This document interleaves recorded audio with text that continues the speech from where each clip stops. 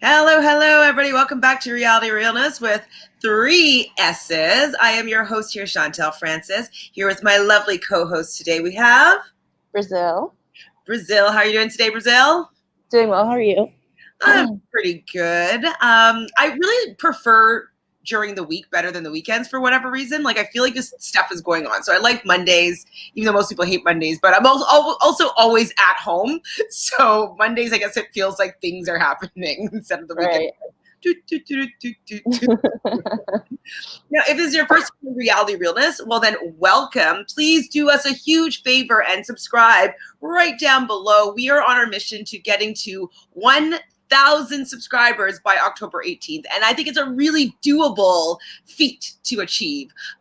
We love talking reality TV and all the gossip that goes along with it. And we love having the conversation with you guys. So please join in on the conversation by subscribing and then share with your friends. So you have other friends that we could be talking to, like Tamika. Hi, Tamika. How are you? We went on a little bit early today because Brazil needs to leave early, but I'll probably stay on and chat with you guys because I know there's a lot of thoughts are going to probably be going on with this episode. So this is about the best episode ever.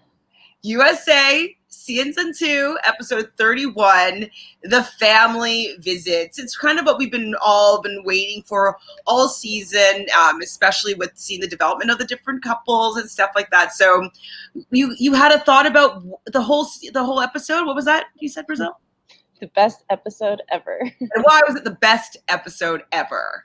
I cried like the whole time. It was so cute.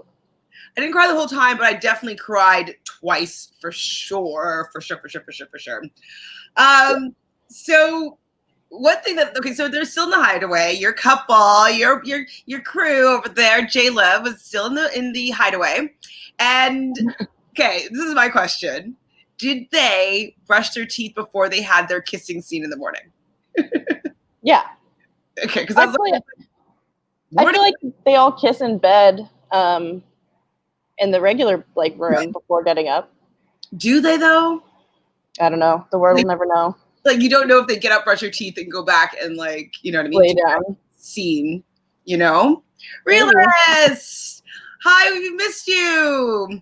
Realness says, I'm here, and that was the greatest moment of J-Love. Literally, they're one of the best couples of Love Island. Actually, this one man, we've talked about him a few times before. He has his own podcast where he talks about a lot of different reality TV gossip and news. A lot of it is UK-centric, but he definitely covers Love Island, and he's been covering Love Island US.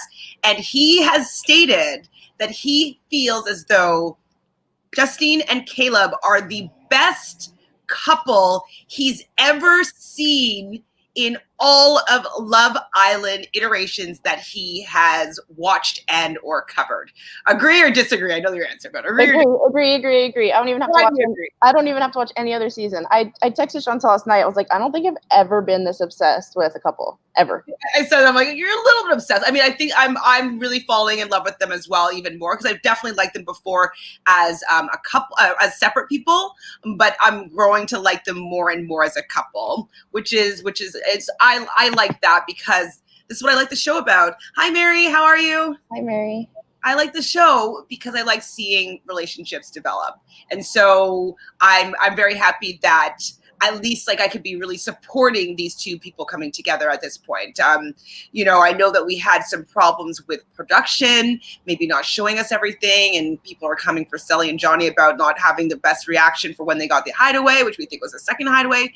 But I feel as though this episode, they showed a lot that I wouldn't necessarily think that they would have shown. And I'm appreciative of CBS at least understanding that we want to see the relationship between these two people and that it's very important. I think even for the human dynamics, cultural dynamics, societal dynamics, we need to see this couple and how they interact with each other and their families and, you know, the whole show. Mm-hmm. Says, I'm so happy for them that it literally has made my day. Do you know what? One thing that it really did for me, and I'm sure it did for Brazil too, because she's all smiley over there. Oh no, she did. She messages to me yesterday. She's like, I need myself a Caleb. I need a Caleb.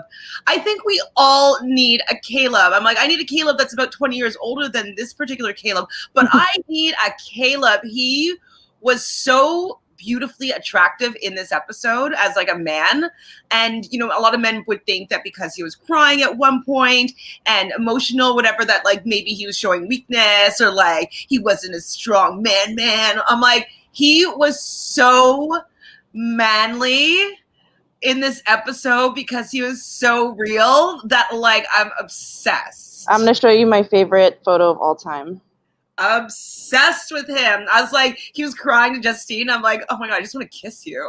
This is my favorite picture of all time. And he's crying and she's comforting and telling him how proud she is of him. I'm like, oh, cute.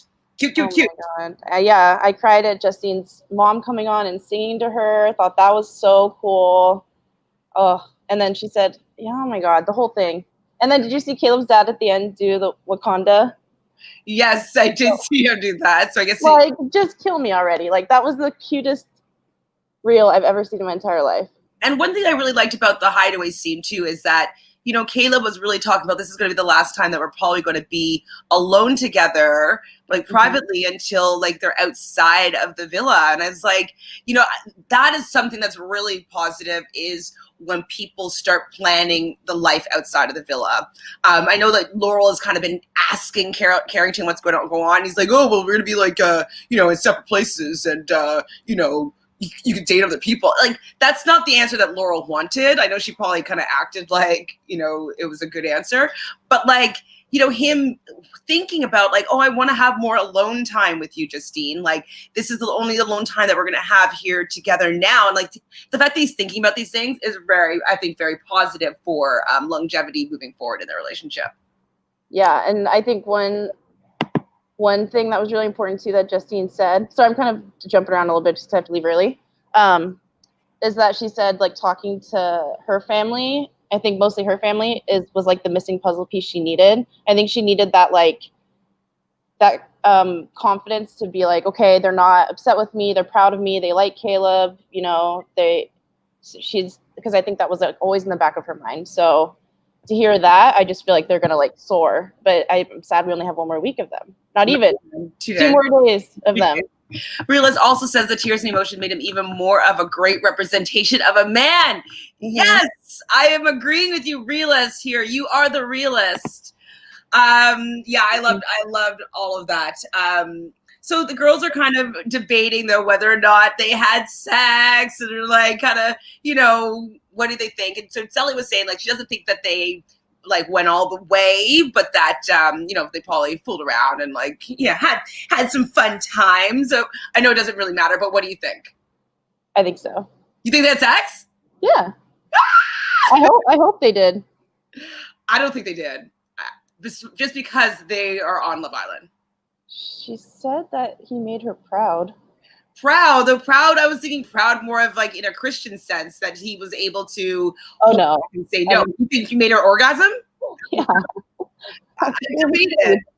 Guaranteed. So she made me proud was that she orgasmed. I think so. That's what I took from that combo. You think that she would say that in a confessional where her dad could hear her say that? I don't know. I just they were glowing after. Maybe. They're very cute. Hi, Jaquan. How are you? Hey, Jaquan. Laundry. Hi, Laundry. So Laundry says, I was crying and so happy for Justine and Caleb. I love their meeting. Absolutely. We are both in agreement here for sure. So Lakeland was also talking with the girls in the changing room in the morning about how she made out with Bennett in the pool and then in the bed. I mean, we're not going to talk that much about them, but what do you think about this little convo, like this, her retelling this? What were your thoughts about this? Cool. Exactly. I'm just kind of feeling as though she was trying to have something to say to join in the conversation, but like, to be fair, she just had nothing to really contribute. I have more thoughts on their convo in a little bit when they're eating breakfast together. Okay. Tamika says, I think they did. How could they resist, to be honest? That's what I'm saying. How do you resist that? I mean, would not be able to resist Caleb for sure. Oh, we got it. We got it, Tamika. Mary says, I've never had so many mixed feelings about a person than I do for Johnny. One moment I like him. I actually like him. The next I'm like, nah. Yeah, I mean, we're all feeling that way about Johnny right now. We'll get into a little bit more, kind of breaking it down. But I'm not actually sure right now how I feel about Johnny. I'm not sure. I don't know.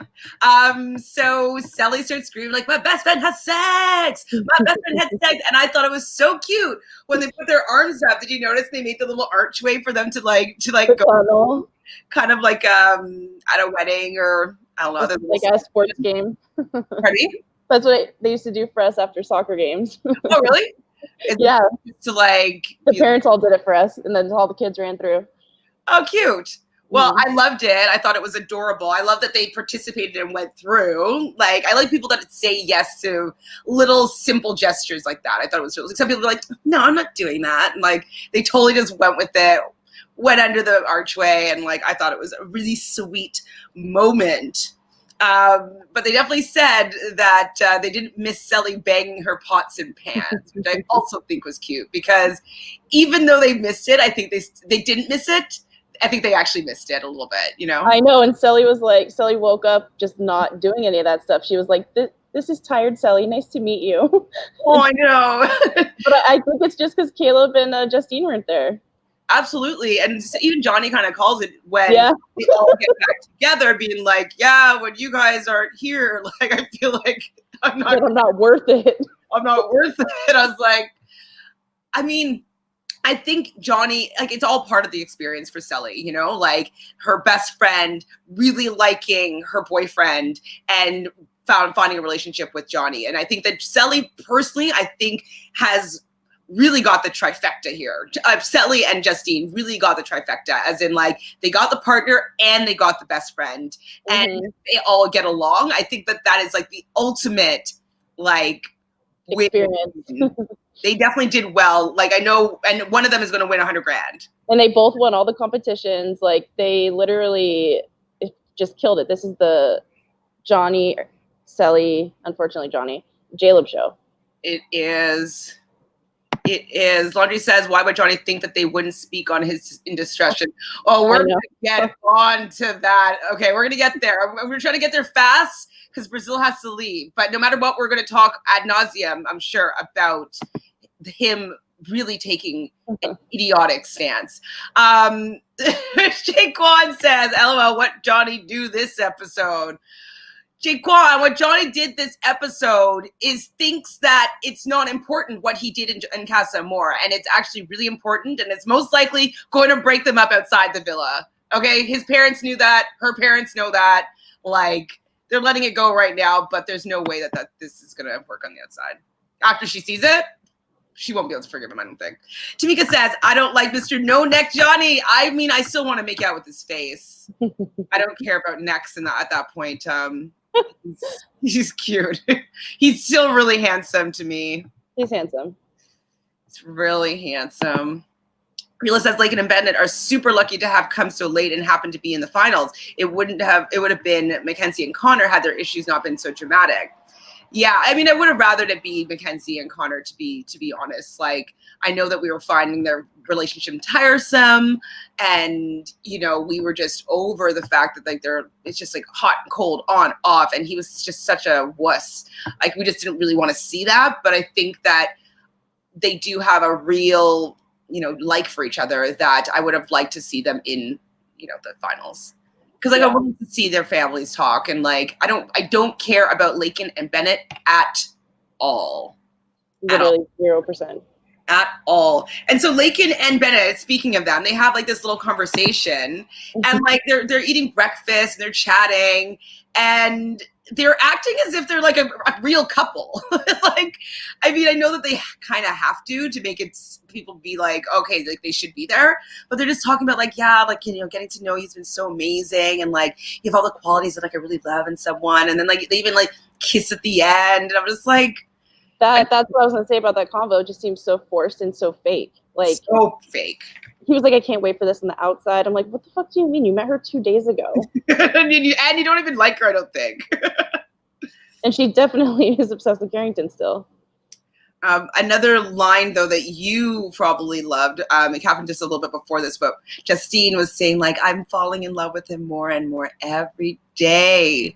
And you know what, though? Her face is lighting up more and more and more every day. You know what I mean? Like, I think that she's feeling comfortable to be able to express how she's feeling, especially knowing that it's being reciprocated. And so I think that, you know, she is glowing, I think, with the fact that she has been chosen by the fucking stud of the villa. Like, he's top pick, draft pick. Like, you know, she got the #1 draft of Love Island season. And his head never turned. His head never, I mean, there was nobody that I don't think had. Cher scared me a little bit when they were in Casa Amor, but just for like a brief second. Especially because there was a few people in the audience or like in the chats, different chat rooms and stuff like that, were saying that they think that his head was going to turn and that he had said something that was about that. And so I was worried at one point. I'm like, oh my God. But he didn't. I stayed positive. Man, like, why did Johnny have to fucking do that? You know what I mean? I would have loved both of these couples being at a really good place right now and like just seeing what happened. You know what I mean? Mm-hmm. I would have liked to see that just for, you know. I told you he was too good to be true in the beginning.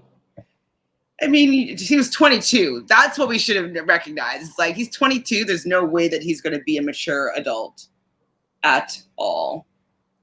Okay, so the first family that comes out is Moira's family. Her sister's beautiful. I don't remember what her mom looked like, but they definitely were a beautiful family. She kind of ran over. Her sister tells her their tan looks great. And they thought that Calvin was a good dancer, which I thought that was kind of funny, actually. Mm-hmm. Seeing him and like, yeah, he's just so not sexy at all. At all. Rebel Fleur. Hi, Rebel. Nice to meet you. Thanks for hanging out with us. So the whole Calvin and Moira family chat was too awkward for me. I was pretty awkward, but I did feel like Calvin held his own pretty well. Like, I thought that he was good with the family. What'd you think? It just nothing. None of these conversations compare. So it's like I've watched this episode 3 times, twice last night, once this morning, and just trying to find something remarkable about, especially Calvin and Moira's and Lakin and Bennett's, and it was just they both fell really flat for me. It's just the typical like, hope you come to Hoboken. Okay, yeah, we like her. Cool, bye. Okay. True. Give us more J-Love time. Thank you. I mean, seriously. So we've then Calvin's family comes up, and it's his dad and sister. And he looks just like his dad. I know. It's so funny. I was like, right in the beginning, though, I was like, oh my God, is that his like his mom or stepmom? Like, they're like a really super young like stepmom. I thought they were alluding to that when one of them was like, oh, that's his sister. I was like, please don't tell me that's his mom after they just said that. Like, so awkward. I definitely thought that they could have been a parent for whatever reason. I don't know why I didn't automatically think that it was his sister. I was like, is that his mom or his stepmom? Yeah, weird. But she did say that they would have picked Moira out of all the girls that were in there. I mean, I'm sure that they're just trying to find things to say, but I mean, for Calvin, yeah, I would have picked her too. So, okay, was it a crack on or mug off after the conversation? Like, so Moira leaves him to just talk with his family, and then after that was done, she like runs up to him and jumps and wraps her legs around him, the typical bachelor date jump kiss. How'd you feel about that? I'm glad her knee's better. I wish she warned him though. I think that he was kind of scared he was going to drop her. I mean, if there's one thing I've learned about Calvin, like through this season, it's that he has a really hard time holding girls up. So oh my God. I don't know why everyone keeps trying to jump on him. I know, and like Moira, like you're not big, but you definitely are a little. Yeah, no, I mean, I think he'd have a hard time picking up anyone. Laundry Day says, I don't understand the appeal of wax Slice, which knows Lincoln. Laundry Day has something to say. Yeah, I don't find her to be that pretty. We both were thinking that maybe we just didn't like her nose specifically, but then we were also like, we both have big noses, so we're like, how can we complain about noses? So I don't understand the appeal, but she might be intriguing. I talked yesterday a little bit about the fact that she's a Scorpio, and so Scorpio always kind of comes off as mysterious and usually like kind of a sexy, seductive sign, and so she may be exuding that. It's kind of like Lauren had that allure. I didn't think that Lauren was that pretty, but everyone's like, oh my God, she's the prettiest woman in the villain. I was like, I don't think she's the prettiest. I think she's very beautiful, obviously, but I don't think she's the prettiest. But I think part of it might be the Scorpio allure. But aesthetically, I don't necessarily feel that her face is very attractive. No. I mean, I'm not hating, but just not my, I don't know. What? I don't want to say anymore. I feel bad. No problem. So Anna says hi. Hi, Anna. We are here for you today. You're probably so excited. So excited. Not two-step Calvin. You love Calvin. Everybody loves Calvin. I'm just kidding. Two-step Calvin. He's cute, kind of. That's his new nickname, Two-Step Calvin. With his little, like, he just looks such a good boy. Little, like, Woody. CJ, hi, CJ. I mean, I'd say yes, I would have changed my mind about J-Lub, just because Justine has been glowing. She's been really showing how she's been feeling, and it's been reciprocated by Caleb. And I do feel that they are allowing themselves to be open about how they feel about each other. And so I'm feeling more the connection coming between them, or like between them. And so, yeah, I would say my mind has been changed a bit. Anna says Calvin needs more love. Well, I mean, I don't know if he's going to get it with Moira. Do you think that Moira and Calvin are going to No. Hannah, hi Hannah, nice to meet you. So Lakin's meeting with her family brought me to tears, especially when they showed her brother. Absolutely. I really liked, seeing her with her family. Her family, beautiful family. I love that she has a really strong connection with her brother. I know that got you just because you can relate a little bit to Lakin and her experience. And her family was like really was proud of her and stuff like that. So like I definitely liked that whole interaction. I thought it was sweet. Yeah, I like their conversation more than Moira and Calvin's. What do you think about her mom saying that, she's thinking that her mom was going to say, you better make sure that Lakin's nice to you. What did you think about that? What has she done to other people? No, right? I'm like, why would your mom try to be like warning? No wonder Carrington was so attracted to her. He's like, there's something about her. She's a fuckboy too. Before we get fully into that conversation, so Caleb and Johnny Sally and Justine had a bit of a conversation. And so one thing that she was really worried about was the fact that, her mom said before she left, be the Christian girl that you are. And so she's been having a lot of doubts as to whether or not she's been upholding the values that she's been instilled by her parents. And so, she's just really nervous about her meeting with her family, which is understandable. And then Caleb and Johnny are talking, and Johnny is worried about Casa Moore, which he should be. And Caleb is asking if he thinks that Casa Moore is going to be up, and Johnny's basically saying yes. But Caleb is also worried about meeting Justine's family because Justine's worried about meeting, or them all meeting together. And so what do you think about Caleb being nervous about this? I mean, it would make me nervous too. Like, seeing how, she's talked about it time and time again. So I think even if they were meeting in the real world, I feel like people are always nervous no matter what, but you can tell that she holds her family like in very high regards, and they probably do the same for her. So, but I wouldn't be like, I think he's nervous in the sense of like you're meeting your significant other's parents. I don't think he's nervous in the sense of Johnny, like, oh my God, her parents have seen everything I did. Like Caleb's done nothing wrong to Justine. So I think it's a different two different types of nervousness there. For sure. I mean, I think that Caleb is a little bit more nervous just for the fact that like doesn't want her to have overstepped her comfort levels with anything that was being expressed to him, and that to get her in a particular situation with her family. I think it's where he's kind of coming from. Yeah. But then Johnny says at the end, the only one person opinion mattered, and like that kind of bothered me because I'm like, it's like, oh well, as long as Sally cares about me, like I don't care what my family or her family thinks about what I did in Casa Amor. Like as long as Sally's okay with it, and that is also what makes me believe that they are not going to be able to make it past her seeing Casa Amor after. I think she's her talking to her family not on national television. Absolutely. I think if she watches any of the Mercedes videos, like about what Mercedes said before she has some, I don't know, social media training and after, like both of them, I don't think paint Johnny in a good light. And so I think that it's very problematic. Very problematic.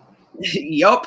So when I was looking at, so Laken and Bennett's mom comes onto the screen with his dad, I think it was. I don't remember right now. I remember his mom was there for sure. And I felt like his mom just looks like a famous TV doctor or something. Like they look very like smart doctor, but like on television because she has kind of like, she's very pretty and like, I don't know, quite coiffed. I don't know. I like seeing his mom. I was like, I mean, I feel like she's famous. She must be like a famous doctor mom, you know. Maybe let's look them up. I will. I'm gonna look them up after this. But the families were saying that they're behind all the decisions that they've made. And wait, was that to Bennett? Or was that to? I think it was to Bennett. All two decisions they've made this time. I know, right? Well, his decision. His first one was what? Kirsten, and then the second one was Laken. 2. Did Kirsten chose him, so he didn't even make that one. Oh, yeah. Fair. So anything else you want to say about them? No. No. Let's see what's going on here. Jaquan says, LOL, I think the family members should have been on tablets or something. Having the whole villa being able to hear the conversation was kind of awkward. I saw them have an earpiece. Yeah, they did have an earpiece in, so I don't know. That's probably for the actual family, so you can hear the parents and stuff. So maybe they couldn't actually hear the conversations. Maybe. Yeah, maybe just like the initial like hello. Right? And then it would go to the earpiece. Or we don't even know if they could hear the hello. Maybe the person that had the earpiece in could hear the hello. And because everyone's like, whose family is that? Like, you know, like. Yeah. So I'm thinking that they couldn't hear, but they could see the Jumbotron. And then they did move to the other area that was a little bit more secluded. Yeah, I feel like they gave the Islanders their space. So Laurel was reassuring Carrington beforehand. And like, that's another thing too, with both Carrington and Johnny, like, have they not seen the show before to know that this is going to be happening? And so if you're going to be a dick and an asshole to somebody's daughter, that you're going to have to meet their parents if you want to win this game. It's like they've never heard of the word consequences before. Right? Like they're probably the type that just ghost and fucking like dip. Like, Oh, I could have told you that. Well, but I mean, just like they're not used to not being able to just like actually just dip. Guaranteed they've never met anyone's family members either. No, I think Johnny has. Oh, maybe with that girl, yeah. He must have met that girl's family. Probably. Virginia has like must have. And like it has 5 million. Did we look up Virginia? Or no, Alabama has 5 million. Alabama's 5 million. Virginia's like 2. 2 million? That's still a lot of people. Like 2 people. I think it's more like 2 million, but I have no idea. So Laurel's reassuring Carrington, and then she goes and talks to her parents, and her parents are really upset the fact that, you know, watching her be on set, upset on television. And that really must like hurt a parent, because you never want your child to feel any pain, and they're going on this show and it's on like this national level, and they're opening their hearts to love, and they're putting their faith in these men that are on this show, and these men are just like taking their hearts and stomping around on it for their own like sexual gratification. And it's like her father must have been furious. Like, I mean, they both contained it pretty well. Yeah, they did. But say that happened in the real world. Like, I don't know, like say he made out with another girl at a party that they were both at or something stupid. She would never tell her parents that, I feel like. You know what I mean? Like, that's something, it's kind of like you don't want your parents knowing that, but they had to like watch that. And I feel like that takes it to another level of like disappointment and hurt. Well, it's like you never have to tell them all the bad stuff, because you don't want, in case you get back together, you don't want them to know all the bad stuff, so that you don't, you know. Exactly. You know, Rila says, I'm not upset about Johnny. CA can be worked. California can work, I think. California, right. Can be worked. Realistically, they're probably going to break up. He's 22. That's why I felt that J-Lo was more deserving, because of maturity. They can use that money to relocate/visit. Yeah, I think that they'll use it to relocate. I don't, because where's she from? Do you remember? New Jersey. She's from New Jersey, and he's from Pennsylvania? Oklahoma. Where's how far apart are they? Not, I don't know. Like, New Jersey's up here, and Oklahoma's like here, and Florida's like here. So they're probably maybe 2.5 hour plane ride. Okay. That's not far. 2.5 hours. It's closer than from California to Chicago. That's far. That's like across the country. So yeah, well, for me to Chicago is like 4.5 hour flight. So I would say probably half that distance. That's not so bad. Let me see right now. And flights would be cheap right nowadays because nobody's really flying anywhere. So that's a thing. But I don't know if I'd want to live in either one of those cities, though, for reals. You know, I wouldn't necessarily move to New Jersey or Oklahoma. Yeah, I just don't see Caleb leaving his family right away, or her leaving hers. Like yeah. So I don't know. We'll see. It is. So, you know, 1.5 thousand, 1,500 miles. Oh, that's kind of far, but that is actually the halfway point. So that's kind of like Midwest to Toronto. So they would be probably in Central Time. He's in Central Time Zone? Yeah, he should be. She's East Coast. Which is 1 hour. 1 hour behind East Coast, or ahead of East Coast? Behind? Huh? No, Central Time is an hour behind us. Yeah. And then Eastern. Mm-hmm. Anna says, I had tears for everybody sobbing at J-Lub and nothing for Johnny and Sally, but I think that he's finally taking accountability. I don't know about that. I don't know if he is or not, but we'll talk about it more. Don't worry, Anna. Rila says, yes, Jaquan, I agree that there was so many ways those combos could have been had privately. Yes. I think that they had more privacy than it appeared, though. Hi, Morgo. How are you? So Lakin has no it factor. She doesn't sparkle at all. Oh, dear. Margot, please be nice to Lakin.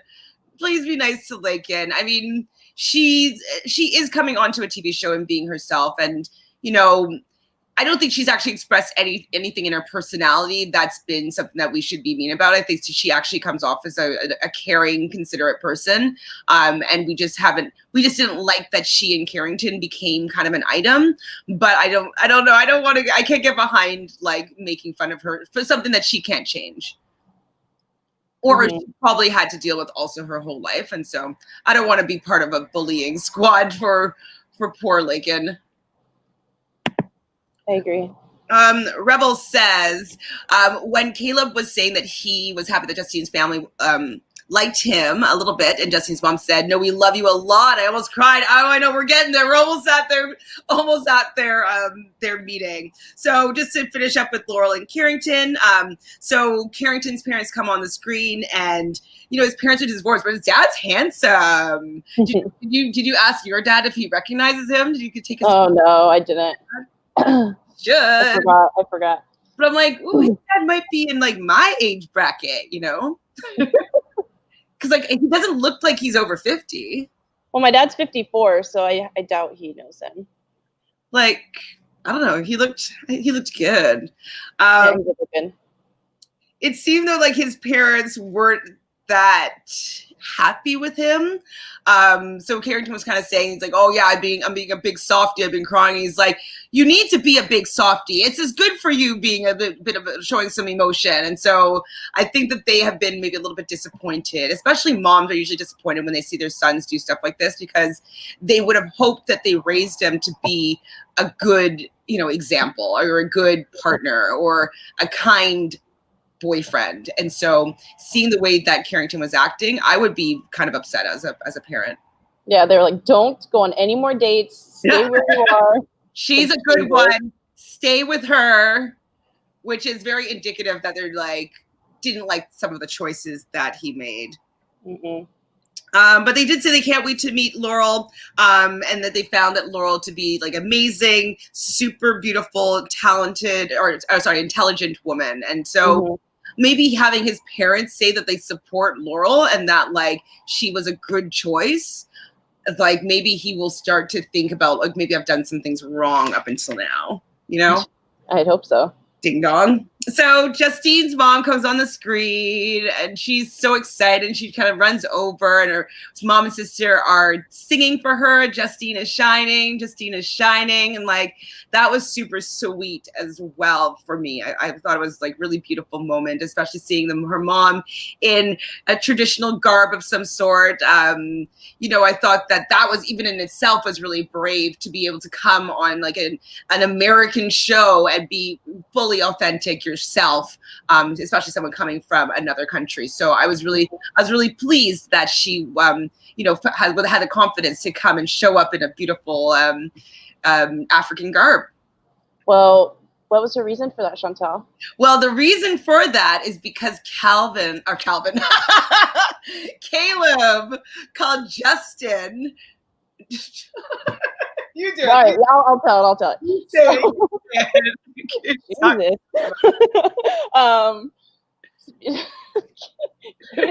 My brother's name is Justin. Okay? I just said Caleb's mom. Justine's mom wore that outfit because Caleb called Justine his queen.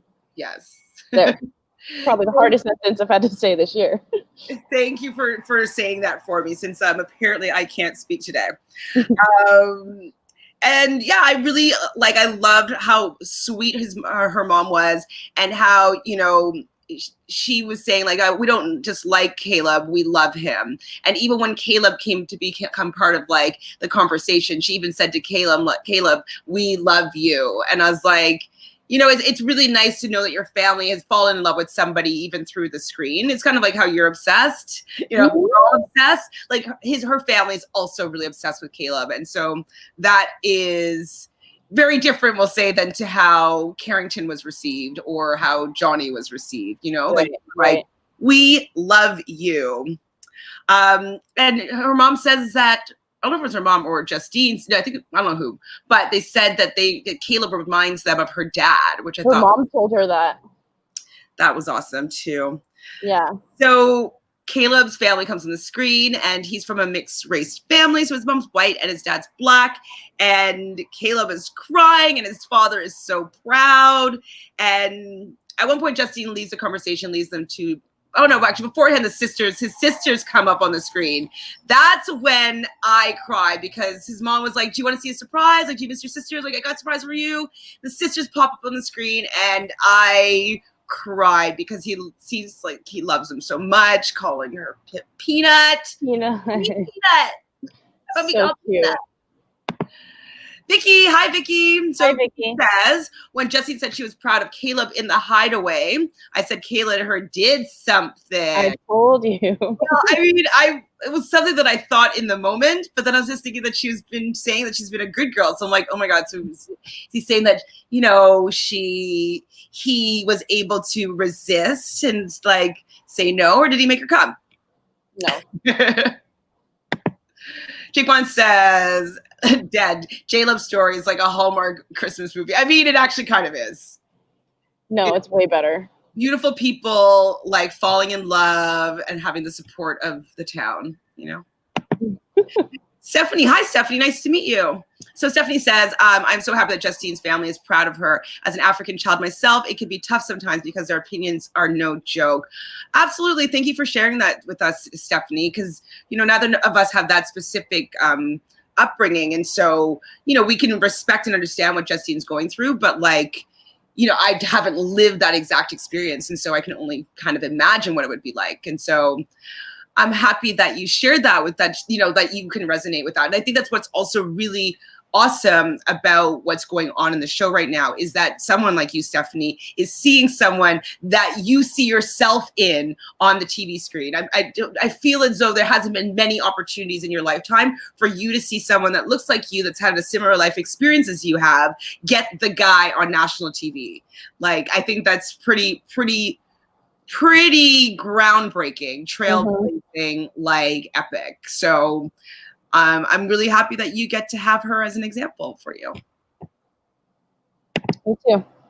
CD says, please, guys, you understand why Johnny was playing the victim and selling, confronting him, comforting him. Very bizarre to me. Okay, we're getting there. Okay, so yeah, I cried when he's called her Peanut. I love you. And then his dad asks him, is she the one? Now, he kind of was a little bit roundabout with the answer. What do you think about his response? I liked it. He gave a whole synopsis on Justine. He kept going and going. I was like, there's more. And then they're just showing her like walking around happy, glowing. Like, I was crying from Justine standing up talking to her mom until Caleb was crying on Justine's shoulder. Like, I was bawling the whole time. You're so... I am crying. A Star is Born, but you're crying over this and this much. Yeah. Oh, gosh, it was so. Yeah, he said like everything that you guys have taught me to look for in a woman. Justine has, like, she has all the qualities of a great wife. She may well marry. Oh my God, may as well be wife material. May very well be the one. That's what I was trying to say. Yeah, she said she may very well be the one. Oh my God, that's what I was trying to say. Pretty. I mean, no matter what, if anybody says that, that's pretty awesome. Yeah, and then his dad said he was super proud of him for how he's representing himself and treating her as a queen. And so after the conversation that we both really love, that you kind of took the screen grab for because you're obsessed. And so just kind of they're just talking about, and he's crying about, he's so happy that he's going to make his dad proud. And this is something that made me cry, because I was crying in this moment too, okay, was that he said a lot of people don't always get to experience privilege. And I definitely love that he is speaking about the relationship as though like of something that he recognizes that is not usually shown on TV or displayed between two people of color. And so, or two Black people, we'll say specifically. And so, yeah, it made me really cry because like, I know what he means like by that for sure. And so, yeah, I love their moment. I saw a tweet and it was saying like, it's groundbreaking for like a Black man to be on TV and being vulnerable with his Black partner, and you know, the tweet alone was just like, damn, like that's so true. When do you see? I feel like they're almost like how we're talking about Bailey and Davon and Big Brother. Like they couldn't react how I would have flipped my shit. But like they have to like put on this front because they think, you know, America will judge them for it. And for him to just be completely vulnerable and open in that moment was like so beautiful. Oh my God, I could cry again. Loved it. They definitely said that this was the best day that they've had in the whole villa and the best moment that they also have had. And so that's pretty special too. Like no matter what happens, that they've definitely changed something with sharing their experience on this TV show. I think CBS heard everyone pissed because they really let them shine through this episode. They definitely let them shine. I felt at the end of this episode, there's no way that CBS can not allow them to win. Like, even if they don't have the votes, like I think that they have to let them win. I just don't see how they won't get a lot of backlash if anybody else wins. At this point, after this episode, I don't care how much you stand Johnny and Sally, like you can't compare the two relationships anymore. Like they are so far ahead, and I don't even think that there's a chance that Johnny and Sally would win the popular vote anymore, especially after that episode. I was like nervous just a little bit, just because of like we call the casuals on Facebook, the ones that don't really like get into it much. But and yeah, obviously they have more followers, but I don't know. There's no way. So just to catch up with this, so Laundry says, Bennett and Lincoln's family meetings were useless. They weren't long enough for them to establish a true connection. Absolutely. Like we just kind of skipped over it because nothing really was going on there. We said that we liked her connection with her brother and whatnot. And they were happy with the choices that he made, but like there wasn't really anything going on because they don't know each other enough, and they probably don't even know if they're going to date outside of the villa. Like they don't care about each other at all. They've known each other literally for 3 days. It's like even if it's 3 days or a day is a week, like they haven't known each other for long enough to really be having family meetings. Mm-hmm. Anna says, honestly, I think I can relate to Justine too much, so it's hard to not be emotional. 100%. I definitely, I was actually relating more to what Caleb was saying. I mean, obviously I relate to both, but I've never really felt worried about how, like Christian from a Christian family or anything like that, where that was something that was going to be a really strong factor. So I don't relate to that specifically for myself, but I do relate to what Caleb was saying about, being a family being proud that I'm a strong representation of something. That's something I could relate to a little bit more personally. Jaquan says, LOL, meeting parents is sometimes hard, but that you're on live TV, the parents know everything that you've done, which is kind of a slippery slope. Absolutely. And they should have known better. If they didn't want to have people coming for them, they shouldn't have acted like assholes. Mm-hmm. Like, have a little bit of a foresight, So Johnny and Sally are talking, and Sally's saying that she just wants to hear that her family loves her. She kind of said that a few times. And so she goes over to them, and it's her sister, her mom. Her mom is stunning. All were very, very attractive, but like her mom, I was like, wow. If I was Johnny and I was looking at the mom, I'd be like, okay, I'm staying with Sally because like she is going to get even better with age. Like I thought she was a yummy mummy for sure. And they tell Sally to twerk if they can hear. Like, it's cute. They're cute. I know. I like their family interaction for sure.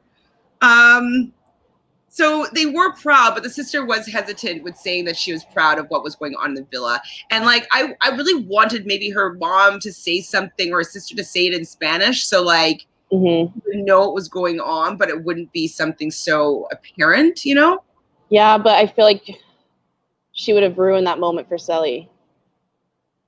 Like, I get it, but, and I think they took it, like Laurel's parents were harder on Carrington than they were on Johnny. Mm-hmm. But I think her sister knows Sally. Like, obviously, she knows her very well, and I think she's just waiting for her to get out of there. Because then, what if she thinks like she's the reason she ruined her chance to win? Like, if she did win, take the money. Like, I feel like her sister would think Johnny ruined that chance a lot. Oh well, yeah, of course, but I'm just agreeing or adding on. So Sally say like, I'm in love. I got a boyfriend. That he's incredible, and like you could just see that there's no reaction from them in their face. They're just kind of like, The sister especially is very telling. Like, they're very close. Yeah, and they are very unhappy with Johnny. Like she could have just been playing it up that she's not noticing these things, but like, if that were my family and I was seeing that, I'd be like, oh shit, oh shit, oh shit, oh shit, oh shit, oh shit, oh shit. Like, there would be no chance that I wouldn't think that they were holding something back. Oh, yeah. They cut to, for a moment, like Johnny waiting to be called over by Sally. And Bennett says that, everyone's heard a lot about Sally's family, so it's going to be so great for you to meet them, kind of like comforting Johnny because he's really worried about Casa Moore, obviously. So that also shows us, though, that Sally has had more conversations about her family that isn't being shown. You know what I mean? So it's the narrative of like how much people talk about important stuff also is in the mercy of our producers and editors for shizzle. The shizzle. So one thing that Sally said, though, and I think her mom was probably like, I didn't want you to use my words against me, was, you raised me to see people as humans. That makes me I know. And I was like, as a mom, she's probably like, not in this moment. I didn't really mean it. Like, it's not what I meant, Sally.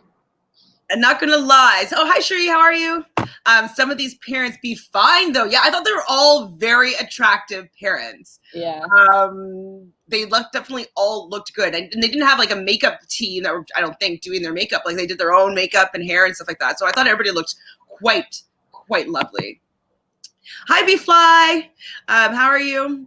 So B-Fly says she's from New Jersey and it's great here. Okay, fine. I've never been to New Jersey, but I just think of the Jersey Shore and like the Real Housewives of New Jersey. And so oh God, that's gonna trigger everyone from New Jersey that's in this chat. I know. Sorry. Well, okay, I'll tell you a fun fact.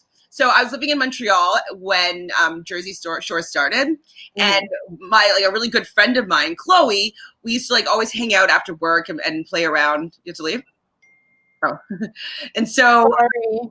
Bye, guys. Okay. I'm like, sorry. I'm sorry. Tell your story though. For you. LA traffic. Bye, you guys. Team Jaleb. Well, why don't you put it on in your car? Did you get a stand? Or not? Okay, well, bye, Brazil. So I was living in Montreal, friends with my friend Chloe, and she told me she knew I love reality TV. And she's like, hey, yeah, like this place I work, because every summer she would go to the Seashore, I think it was called, and she would work at this like t-shirt print shop with decals, whatever you want to call them. And she's like, yeah, like some MTV show has like taken over the shop that I've been working at. And, I don't know what's going on here, but like, have you heard of anything? So I started like doing research or whatnot.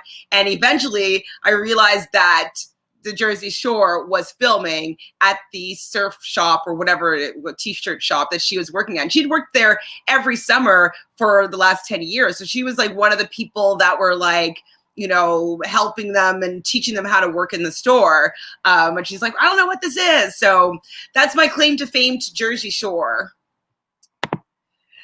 LOL, says B-Fly.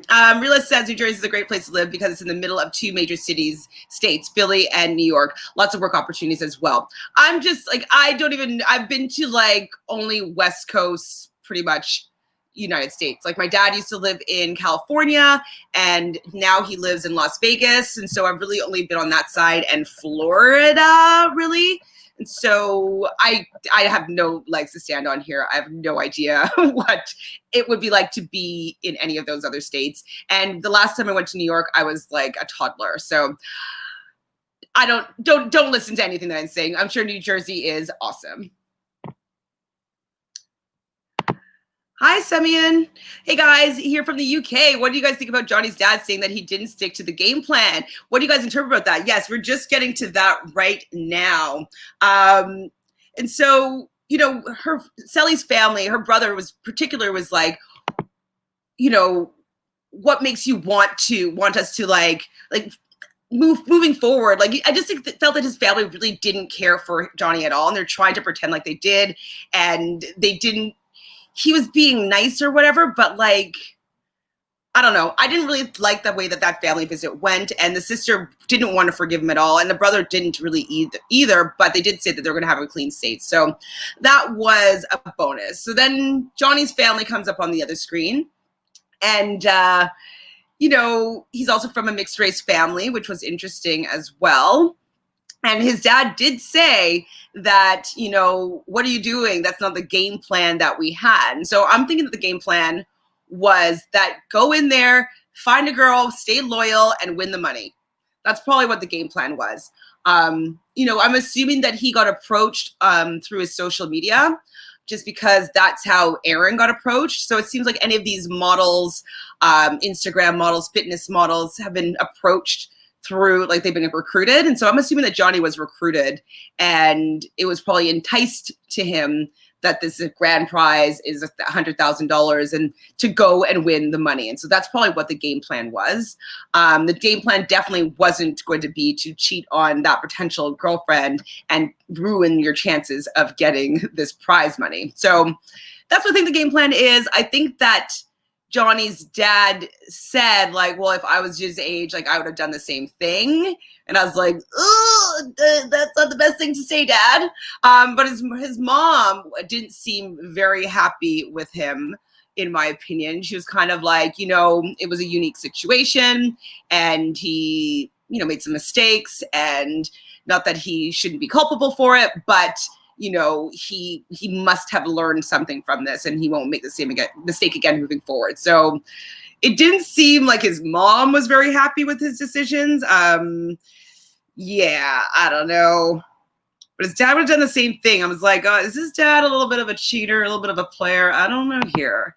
Laundry says, Caleb did the Wakanda Forever sign. Absolutely, he did do that before they signed out, for sure. Appreciate Black Panther. Anna says he's playing the game like we thought. Well, Anna, I was talking about this yesterday, and Brazil, I believe, was agreeing to it. But like, some people may not have been coming there specifically for love. They may have been enticed by the prize money and this being a game show, and that potentially being the outcome. So I think they all came in with the game plan to find a partner and get to the end and win money. And it's very fortunate that some people fell in love in the end. You know, a lot of people in other series, they were like, you know, picking people that they knew wouldn't leave them or that they had friendship relationships just to get to the end and maybe try to have a shot at winning. So I'm not behooving anybody for going into the villa playing a game, because we don't really know how they got involved with Love Island. It could have been easily to be enticed by the prize money at the end, and then, you know, they fall in love. That's like kind of the secondary prize. I doubt people were going in like, I'm going to go in to find love and maybe we'll win. I think it's the other way around for everybody, even Sally and Justine. I think that they were like, it'll be a cool opportunity to maybe win some money. Semyon says, also, what do you guys think of Johnny's dad saying that he would have done the same thing in Casa Amor? He said that in front of Sally and her parents. You think that was insensitive? I definitely think it was insensitive. For me, it made it seem as though Johnny's dad may have taught him how to not have any barriers or boundaries when he's with somebody else, if he's in a relationship. And so it made me feel as though his father wasn't always faithful in a relationship, and that there's something about that he might have taught Johnny. So I think that it wasn't cute. Not in that scenario. Maybe to joke with Sally about that after, but like not in front of the family, and not at that moment. Realist says the game plan comment didn't come off well, referencing winning, in my opinion, doesn't paint a good picture no matter what his intention was behind saying it. Yeah, I mean, I thought that his dad didn't do Johnny any favors in how he tried to support his son in that moment. I don't think it came off very well or was well received. Laundry says Caleb's dad did the Wakanda Forever. Absolutely. Impressed. So Jaquan says, I thought that the dad was saying that Johnny had a plan to meet a girl, one girl, and try to make it work, but he got sidetracked. Jaquan, I think that the plan was to meet a girl and win the money, and he got sidetracked by other girls. Anna says, I'm still laughing at Caleb's dad doing that. Why do Americans do that? The Wakanda Forever? I think that it was probably also referencing the fact that, oh my goodness, I forget his name, but he just passed away from Black Panther. So I think there was, and I, you know, with whatchamacallit, Caleb being a man that's really strong in Black rights and you know, working within the Black community and having his podcast that is Black centric. I think that it was just kind of like a nod of like, you're doing your brotherhood proud. Realist says, I think that he did mean that Jaquan, but using that phrase just doesn't come off well because that means that no matter the connection, just to couple up with anyone. Yeah, it did feel like it was just to couple up with anyone, just for the game, just for the money, just to get to the end. It wasn't to, well, I think he implied that he was supposed to just be faithful and loyal to one person. I think that that's what he was implied because that is how you're going to win the game. But it comes off as doesn't matter who it is, but as Realist is saying, just match up with somebody just to go and win. So I agree. Jaquan says at the end of the day, Johnny was always going to be criticized for anything he does. Everyone is actually playing the game if they're on the show because they signed up to look for love or money. I agree with you, Jaquan. I think everybody that is on that show knew that money was a potential outcome at the end of this. And I don't know if all of them would still go on that show if there was no prize money at the end. I'm sure that was a big allure for people to put their hearts and these relationships on the line as an experiment, basically, to see if they can win some money. So I definitely feel that they all knew. So I'm not gonna be too mad at people for playing the game. I'm mad at Johnny's actions at Casamore and how he's handled them since. Semyon says, do you think Caleb's mom was truly happy for J-Love? She looks smiley, but I don't think she said anything about J-Love's relationship or compatibility. I'm not really sure. They didn't show her that much. They did want to bring in she did want to bring in his sisters. And so they may just not have showed everything. And they probably wanted to have his father as a black man just have a little bit more of that rapport with him because CBS is really trying to repair the image and the relationship. On social media, his mom is really, really supportive of the relationship, always posting, vote for J-Love, vote for J-Love. So I think that we just might not have seen the whole picture there. And maybe his parents aren't together, and maybe she doesn't really have a liking towards Caleb's father right now. Maybe that could be another thing because they weren't in the same room. They were on separate screens. And so I don't know if they were in the same house in separate rooms or if they were in completely different locations because they were not together anymore. So same with Johnny's parents, they weren't in the same room. So I'm wondering if they are also separated or divorced. Realist says, I think Caleb's dad did that because even though Wakanda is fictional, it's icon to Black American culture. And yes, Chadwick, that's his name's recent passing, or it's a sign language for I love you. I don't think it's I love you, but it's I love you something different. But I think that it is just showing just Black love, Black support. It's just kind of like a fist bump, like from, I don't know. I don't really know how to explain it, but I think it's just a sign of solidarity and love. Mary says, Caleb's mom has been very vocal on social. She seems to really like Justine. Agreed, Mary. I just agreed with you. Sorry, I'm not fast enough on these comments. Usually I'm scrolling down while Brazil's talking. So I'm doing my best. She says, random question, but what rom-coms would represent each couple on the show? Whoa, that's like a big question. I'm going to write that down. If I forget, at the end, Cherie, represent each couple. Just post it again once I get through these questions, so I'll have to think about it for a second. Divine Me says, good afternoon, Chantele in Brazil. I'm sorry, Brazil had to leave for an appointment. Today has been a very beautiful and sunny day for me. I enjoyed every moment of Teen J-Love and the family. Brazil, you are shining. Yes, she was shining. She was definitely very excited when she watched that episode. She kept on messaging me and say like, oh my God, I'm crying. Oh my God, I'm crying. Realist says, Chantele, give Brazil a break. You've given a lot of tears to Jelly. I'm just bothering her. I cried in both of those moments. I just didn't cry the whole way through. Also saying, though, that, she was already telling me that she was crying yesterday all the way through it. I'm just teasing her. And also, though, the fact that she didn't cry in A Star is Born, but she's crying over this couple on TV. I thought it wasn't balanced. But not balance as in her like mental state, but balance is like, I don't get it. but she can cry as much as she wants. I don't really care. Divine says, Justine and Caleb, you are the biggest winners of Love Island season around the world now and in the future. Yeah, absolutely. I think that they are a really great representation of the franchise. I really appreciate their love story. And I really hope that they have longevity going forward. Jaquan says, I didn't take it as Johnny was playing victim. He's been feeling guilty, and they just got over the situation. But now both parents brought it back up, which is nothing wrong with that because that is their child.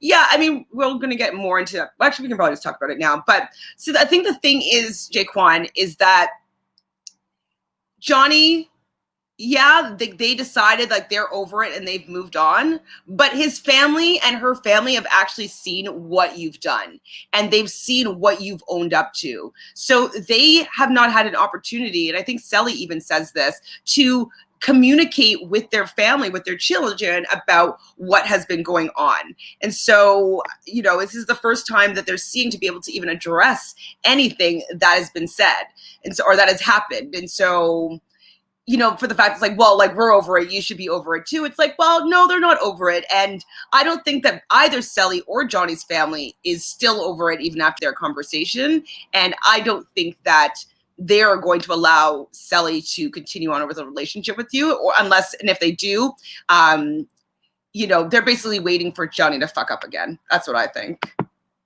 Realist says, I was impressed CBS showed these conversations about race in America 100%. And that was one thing that I wrote down, especially when Justine and Caleb were first talking after their meeting their families.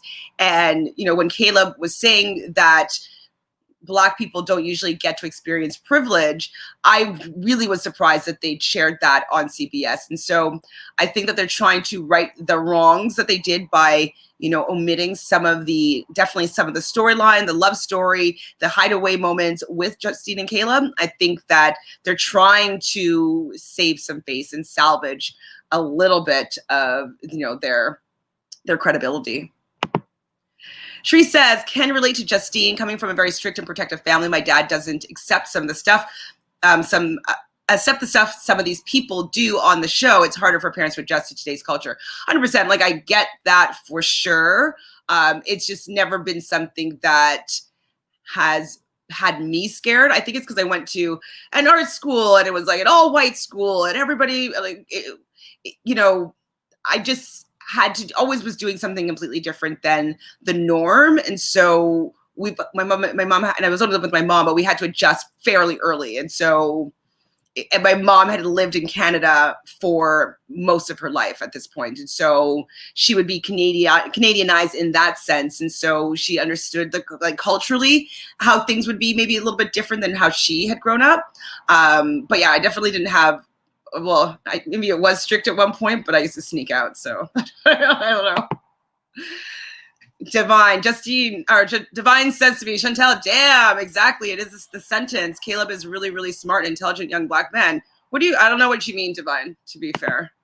As for Caleb's answer to his father's question, is Justine the woman? Very good answer. You are right, because they have to pass the test together outside the villa to answer that question. CJ says, I agree with Brazil. There's no way J-Lo can't win in this current environment. The backlash would be immense. Correct.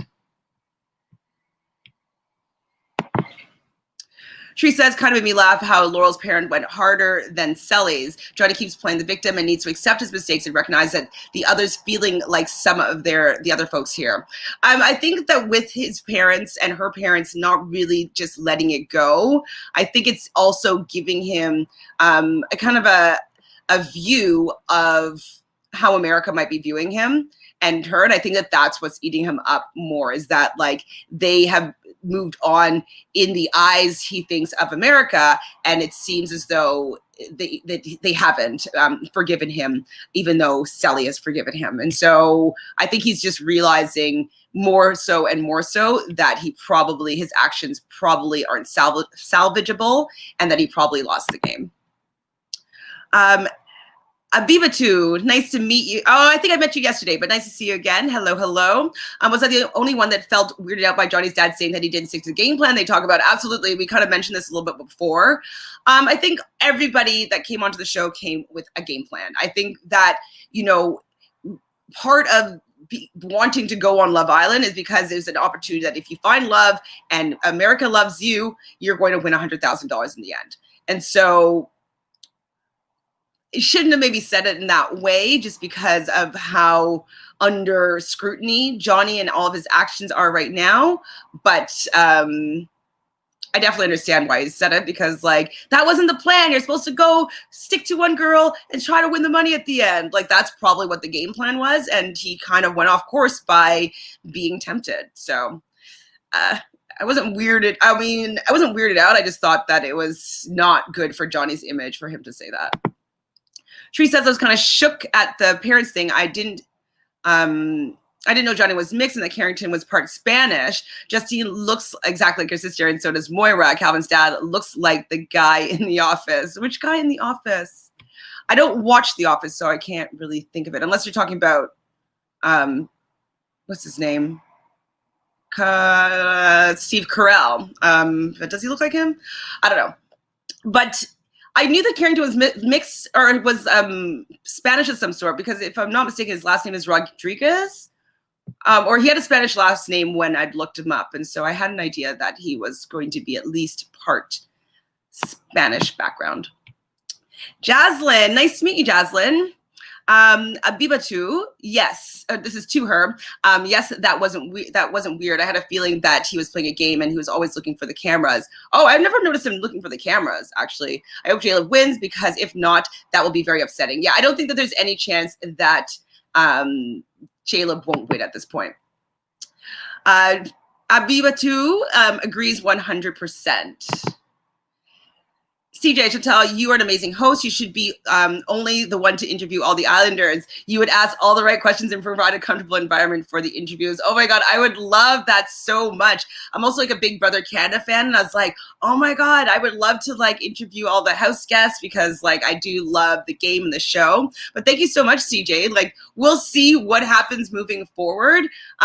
Maybe next season I will have weaseled my way into figuring out how to be the exit interviews for some of these Islanders. I would love it. But thank you so much. I appreciate the support. I love talking about this stuff with you guys. Shri says, whenever Justine and Caleb are on the screen, Google Play Diamonds, Carrington, and Moira need to listen to that. What do you mean song? Because they were too confused and should focus on career and love later. Wait, what? Shri, I don't understand what you said. 1 second. Whatever Justine and Caleb on the screen. Well, do you know what? But they don't know what songs are going to be happening. We only hear it over top. I was talking about it many episodes ago, but the fact that even when they have their dance parties, for the most part, they don't have music playing, because it's really difficult to overlap music when you're filming. So they usually will just give like a snippet of sound for them to like dance for like their neon dance party or whatever, and then they turn it off. And it has to be completely silent when they're doing their dancing. And so that's how they can cut it and then overlay music at the end over top. And so I do not think the Islanders hear music that often. I do think that they had music, though, potentially for the strip teases, because everybody kind of had their own segments. So it would be okay to be able to cut, or they knew the song and then they overlaid it after. But that's the only time I think that they might have had longer periods of music. But definitely Carrington and Moira and all of them I don't think that they're ready for a committed love relationship. Not with these particular partners, though. I don't think that they're either of those two couples are ready yet, or even Lakin and Bennett. I mean, I think they're just on the show for the money, which is fine. This is fine. Margot says Sally has a lot to think about. Her siblings' reaction to Johnny was not good. I feel bad for her. I do feel bad for her too. I think that she's at this point just trying to like suck it up and get to the end and get out and then make decisions for herself. I think the reason why she decided to stay with Johnny was because she wanted to potentially get to the end and win. She wasn't going to start new with somebody else, and I don't think that she wanted to go home. And so I think that she's just saying the right things right now to Johnny just to like get them to the end. But I do think that she might have a second thought or change of heart when she comes out and sees what has actually happened and sees what her parents and her family think about it. So I don't think that they have longevity. Hi, Melanie. Nice to meet you. So Melanie says, who gets to vote off the couple for the next one? What if the other couple sabotage them and decide to vote them off because they're American sweethearts? So worried. I don't think that they will do that. Not to Justine and Caleb. We were talking about it yesterday that it looks like the vote already happened. And so it doesn't seem like we, as in the audience, are going to get a chance to vote for this particular one. So it might be an Islanders thing, like vote for who you think is the least compatible couple. And that'll be the two bottom least compatible couples. And then maybe they vote them out because we didn't get to do an audience vote yet. So unless they use stats from something else. But I definitely think that Bennett and Lakin are going to be the two that are dismissed or dumped from the island. And I think the other people that would be in the bottom two, if that's the case, will be, I don't know. It's either going to be Carrington and Laurel or Moira and I think Moira and Calvin will be in the fourth position. So, or the fourth. Well, the fourth and fifth will be up for being dumped. And I think it'll be Moira and Calvin and Bennett and Lakin will go home is what I think will happen. Brazil. Oh, Brazil says, so sad I have a doctor's appointment. Miss you guys already. We miss you too, Brazil. Hope you're listening. I guess you are if you're messaging. Jiquan says, I like that idea. Oh my God, that was so long ago. What do we talk about? Like what? Celia says, Chantele, you're an amazing host. Oh, thank you. I think that it went on repeat there unless I went back by accident. Shree says, Carrington, Johnny, and Moira shouldn't have gone on that Too Hot to Handle. Oh, should have gone on that Too Hot to Handle. It would have been hilarious to see them resist for money. They would have really would have gotten those Insta followers and do all that modeling stuff. It might have been a better show for them, but we don't actually know how they got selected to be on Love Island. So because it's a CBS show, they may have auditioned for something else. We did see that Justine had previously auditioned for Survivor. So maybe, people just looked through potential people for Love Island and then approached them to see if they'd be willing to do that particular show. So I think it's because they were either approached through Instagram or they auditioned for, say, Big Brother last year. And then they were like, when Big Brother shut down for COVID, they still had all these people that they interviewed. And so they probably went through those casting hopefuls to see if any of them wanted to participate in Love Island. So I don't know if people went and auditioned this season specifically for Love Island. I think that they went to their pool and they went out recruiting as to how they found these Islanders. And I feel like Johnny was a recruit. Just because he already had quite a few followers on Instagram beforehand. So they probably found him. Like if they found Aaron and I think Calvin, they found that way as well. They're probably going to find Johnny on Instagram. I don't think that Johnny auditioned for the show. I don't think anybody auditioned for the show this season anyways. But I would have loved them on Too Hot to Handle. I don't know her, but I used to go to the place where she worked. What's her name? I forgot her name now.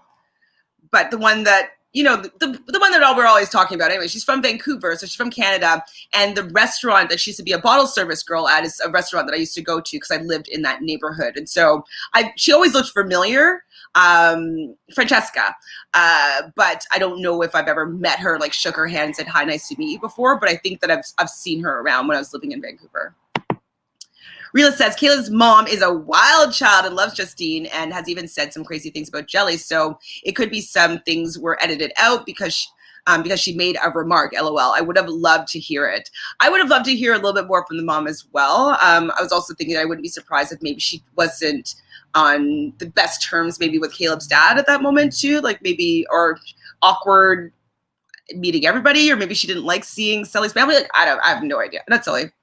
But Justine, I don't know. Who knows why maybe she just got nervous as well. Rebelle Fleur says, same, I think people did sign up for the cash, but this season compared to other seasons from the UK and AU, there wasn't much talk about the money. I completely forgot that this was a competition. Absolutely. Like on the UK version, after every commercial, they're always like, for the £50,000 that you're going to be winning at the end and a trip to Mallorca, Spain for the audience. And so it was always reminded that people were competing for money, but I feel like they said it twice on the season. Agreed. Sinelso, hi there, nice to meet you. Am I the only one who sees that Carrington is not into Laurel and he's only with her because he doesn't want to seem like he hops from women to women? I agree with you.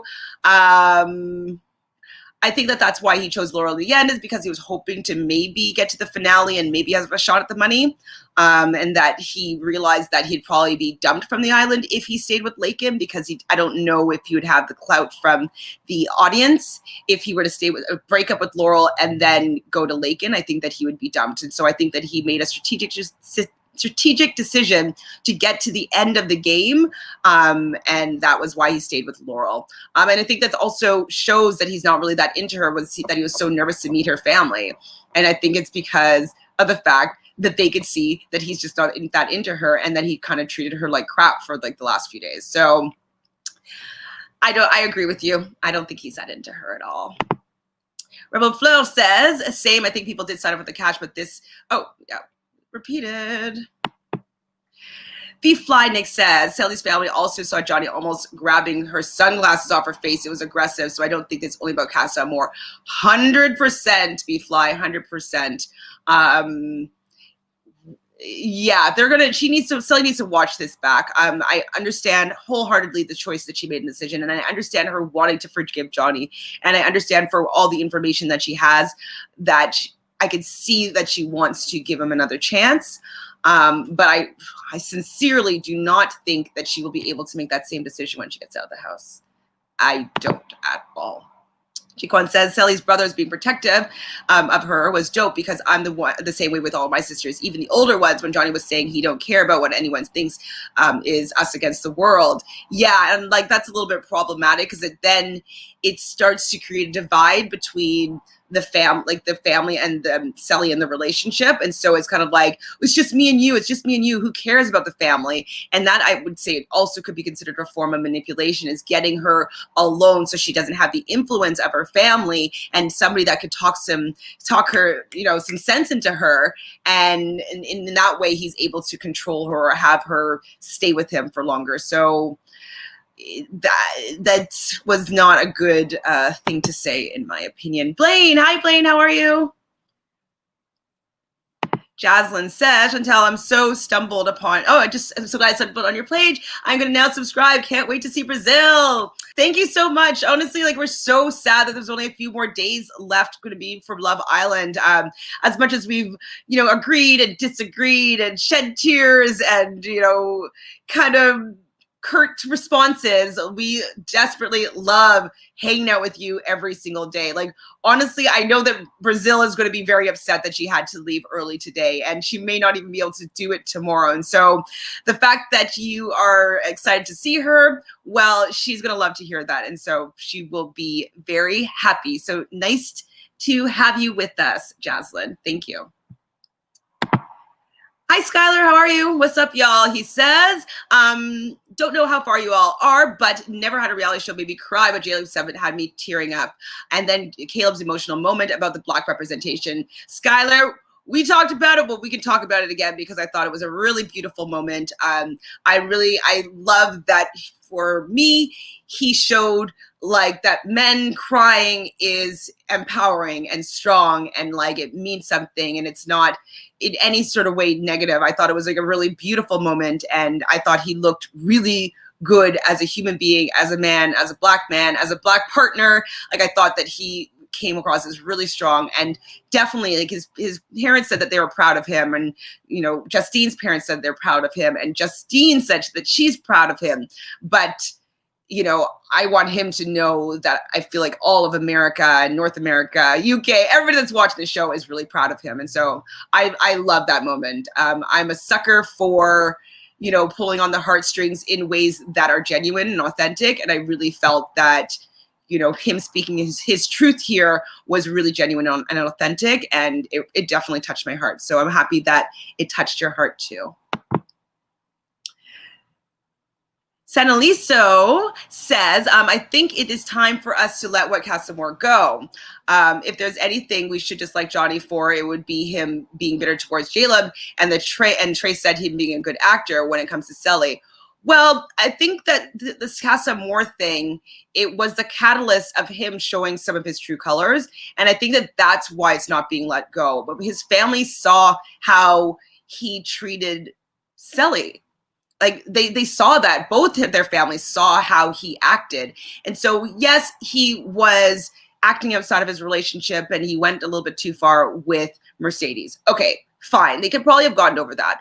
But how he kind of presented it to Selly as it was not a big deal, a little bit problematic. About the fact that he didn't allow Selly to be upset how she wanted to be upset for how long that she wanted to be upset, a little bit problematic, because he kind of was threatening, like, well, if you're going to be upset about this for too long, like, I might have to, like, start looking elsewhere. Like, I'm not going to wait around for you to get over this. And then when Bennett comes into the picture, he starts becoming really defensive and starting being controlling and a little bit manipulative with Selly. He acted in an aggressive manner with wanting to take her sunglasses off of her face because he wanted to see and look at her in the eyes and force her to go and tell Benny not to, interact with her anymore. And so just all those things gathering up is just showing a little bit about his character. And that all stemmed from what he did on Casa Amor. And then I also don't think that he's going to repeat that behavior. I don't think that he is cleansed or absolved from the person that has been shown through Casa Amor and since Casa Amor. So that's why I don't think it can be let go, because it showed his character. CJ says, why was Johnny the victim and Selly had to comfort him? And that's too, it was really annoying that, like, Johnny would just be like, oh, like, I want to show them how, like, I'm a better person than that. And, like, it's not my best first impression. And, like, it was all about me, like, how he couldn't get to show who he was. Well, it's like, what about what you did to Selly? What about how you didn't have Selly's best interest in mind in those moments, and her family is seeing that and is upset with you for not caring enough about their daughter to respect her feelings? So yeah, I was annoyed when he was playing the victim there. I was annoyed that Selly was comforting him, because I was like, I wish that Selly wasn't like, oh man, I don't want to talk about Casa Amor anymore. Like, you are going to want to talk about Casa Amor some more, because I think that this conversation is not over. Sorry. Hi, Deja, if I haven't said hi yet. Deja says, I don't like how Johnny's dad was like, this wasn't what we planned, but he could have done the same thing. He would have done the same thing. Yeah, I know it didn't show that he may have had the best role model for how to interact in relationships. So yeah, it just wasn't a positive representation of maybe the values he might have learned within barriers and boundaries within relationships and people, like what you need to present of yourself when you're in a relationship or you want to respect your partner. And so I didn't like it either. Rebelle Fleur says, I want a Love Island reunion like how The Bachelor does it. There's been so much talk from the former Islanders like Trey and Mackenzie. Have there been any Love Island reunions? I mean, I think that they can do it now because everybody's doing these Zoom reunions. So that could be an option for sure. I would love to see it. I'm sure that they would get tons of people watching it. It's CBS. So what shows on CBS do they do reunions? They do it for Survivor. Do they do reunions for any other shows? I don't know. But I mean, maybe we'll start a Twitter feed or a Twitter thread and talk about, like, will there be a reunion and tag CBS and see if, like, maybe that's something that they could do, because they can pull that together pretty quickly on, like, Thursday, or hopefully. Deja says, I wonder why the season is so short when the UK is like 2 months. Yeah, I mean, this one's longer than it was season 1. So that's something. That's one thing, though, that I did say for the beginning that I appreciated a little bit more about the UK is that we were able to have more time with each of the couples and allow their relationship to get a little bit stronger in their foundation. They introduce a lot of new people, which they do in the UK, but they get to stay in the villa a little bit longer, or they have to stay in Casa Amor a little bit longer. Like, it's just a little bit longer. People get the time to get to know each other. So I'm not really sure why they do it so short in the States.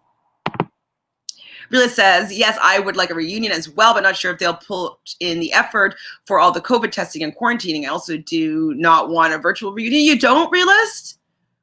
I wouldn't mind a virtual reunion. Like, they did it for Vanderpump Rules. I thought it went over pretty well. They even did it for Survivor, and it was pretty good. I don't know. I don't mind it having to be virtual. They do it for the challenge. They did a virtual reunion for season 35. Rebel says to Deja, I think that they want them to go home before the election, to be honest. Fair, maybe. But I mean, they still have a full month. It would just be like an extra 2 weeks that we're kind of be looking for, maybe 3. Stella, hi Stella, nice to meet you. Thank you for hanging with us. So Stella says, if a reunion happens, do you think that Love Island contestants will be vocal against Johnny, like how they've been in interviews? That would be a lot. I mean, whoever's moderating this would probably say to Mercedes, like, what happened in Casa Amor? Ooh, I mean, don't you want to see that? Everybody in the hot seat, Johnny looking like a schmuck. He would get really defensive, though, and I don't think that how he would react would be Sally would like. I don't think so at all. CJ says, I assume that Chantele has watched all the seasons of Love Island, all countries. How would you rate? Honestly, I have seen them all, and I would rate, okay, I would rate season 1 of the US like bottom. I liked season 5 of Love Island UK a lot, but like there was a pretty big storyline that I was really behind. And so, and I was watching it with my mom, who was watching it for the first time. And so we watched it every night before we went to bed. So I liked that whole experience of watching season 5. I also liked season 3 and season 4 in that order, probably. And then I love season 1 and 2 and 6. I actually loved all the UK season for sure. And this one would probably squeeze in. It's pretty high. I would say maybe like third or fourth. I liked some of the series or the seasons had more couples that I really got behind in the entire like I love that couple and I love that couple and I love that couple. And so the fact that there's only really one couple that I'm rooting for right now, that's a little bit, it takes it down a few notches, but I've enjoyed the season on a whole. I didn't really love the Australian seasons. I didn't love the people that were on them, and I didn't care for the winners at all. Anybody that I liked on either of those seasons, they went home. Season 1 of Australia, I didn't like the guy in the winning couple. I liked the girl, Tyla, I think her name was.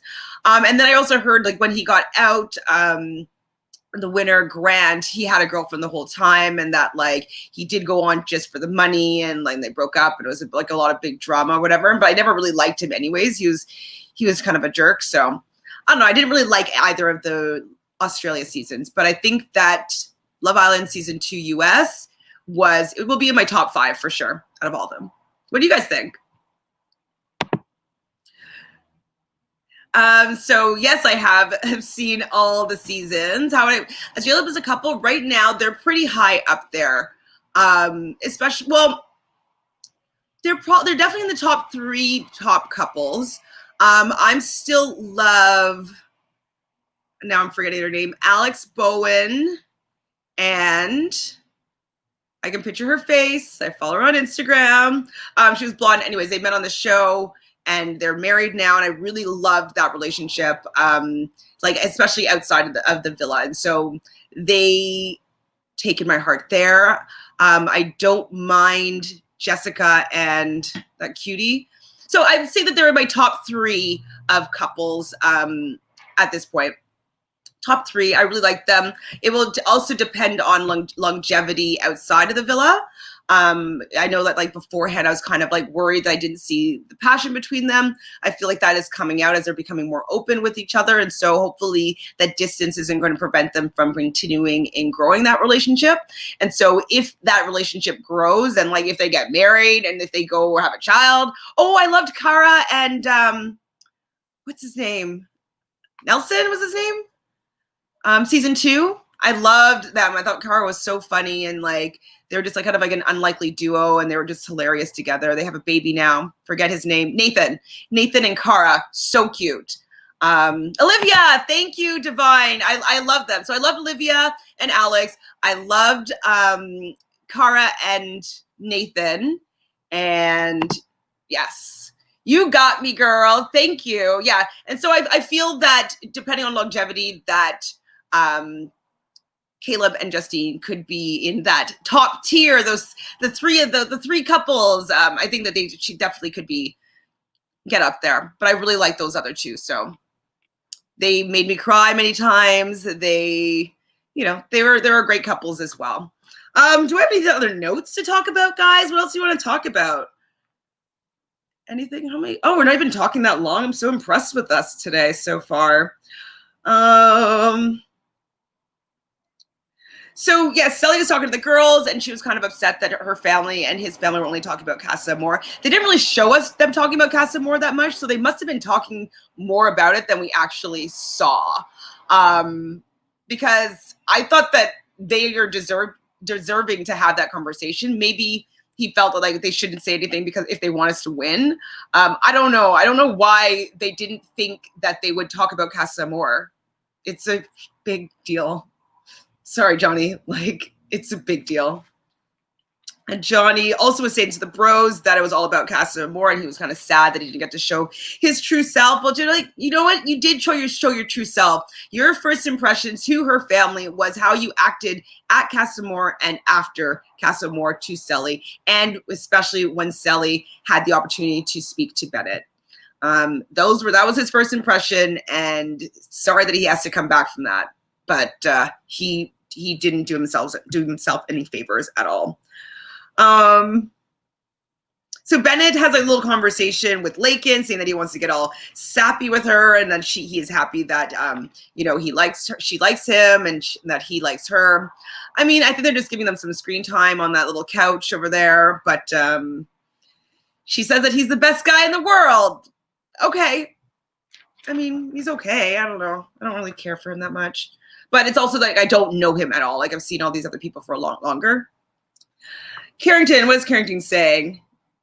He does say that he's going to work to try to make things right. And I really don't think that he's going to at all. But I think that he's going to get a little bit of an earful from his mom as to how he treated Laurel. I don't think that she's going to let him get away with being such a cad and such a playboy and like not really concerned with the feelings of Laurel or any of the other Islanders that he had his little flirt dances with. CJ says, I feel sorry for Selly. I hope this experience doesn't affect her negatively in the long term. I don't think it will at all. I think that she is really good at being able to take the good from bad situations. I know that she's appearing to be in love with Johnny and that she's supporting him 100%. But I could imagine her getting outside the house and having full perspective and being like, no, I want to make a better decision for myself. I choose something else. And I think that she is going to have a lot of popularity. I found her YouTube channel. She has a couple of videos of her singing on it. And I think that, she has a really great voice. I don't know if she does any of her own original material, but like, I wouldn't be surprised if she has the ability to maybe go down that route a little bit after Love Island. So Selly's going to be fine. She has like 100, at this point, maybe 170, 180,000 followers on Instagram. She'll bump up a little bit more probably to like 400,000 or 500,000 at least by a year after this, and she'll get tons of endorsement stuff. She'll start a YouTube channel or some sort of reality show with Justine. Like who knows what's coming next for her. I don't think that she is going to allow this experience to get her down because I think she's going to have found so much within it, especially with her relationship with Justine and Caleb. I think that she is going to be A-okay. Deja says, I don't know why Johnny was upset that he didn't get to show Shelly's family his personality. Like he even has one. I mean, I think he does have a personality. I actually like Johnny. I liked him a lot before Casa Amor. I didn't obviously like this other side of him. But I think that he just wishes that they didn't see Casa Amor so he could fake it. And he can't fake it right now because they know the truth. And I think that that's what he's upset with. He's like, oh, I can't win them over because I have to win them back. Like I lost them already. I need to try to get them to like me because they know information that I didn't package for them in a nice way. So I think he has a personality though. Semyon says, Carrington did not want to meet Laurel's parents at all. Ha ha ha ha ha. She was calling him and he was freaking the hell out. Yeah, well, because Carrington knows that he's been a dick to like their daughter and he doesn't really want to be with her. And her parents know that. Why would you want to meet them? I'd be like, I don't know what I want to say to them. I don't know. So he does say, though, to Lauren Carrington, this is, that Laurel, that he wants to start showing and he needs to start showing who he really is. And so maybe he'll start doing that a little bit in these last couple of days before the vote.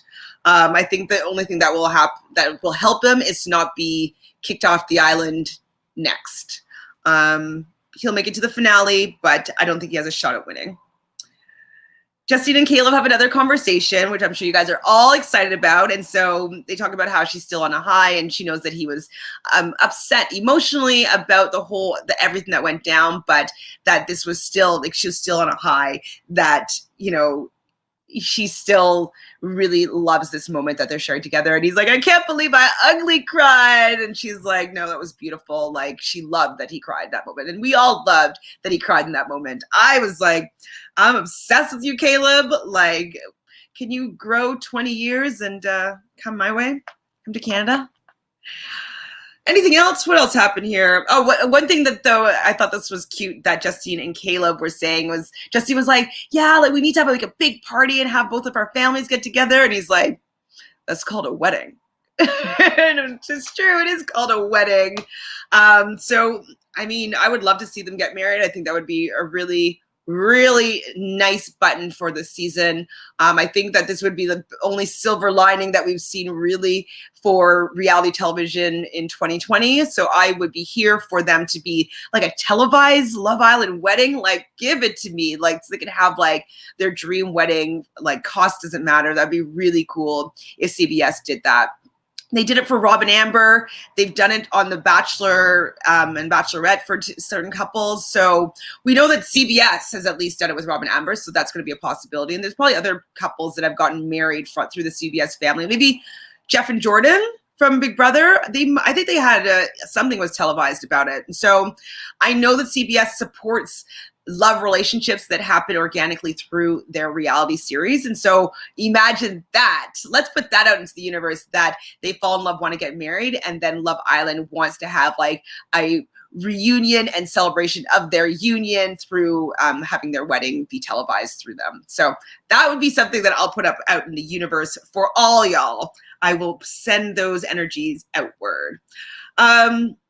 So yeah, this is at the end when Sally's reassuring Johnny. I know it's a big eye roll. I know all of us are pretty annoyed by the fact that like she's comforting him for something that he did to her and her family not being supportive of him for being an asshole to their child.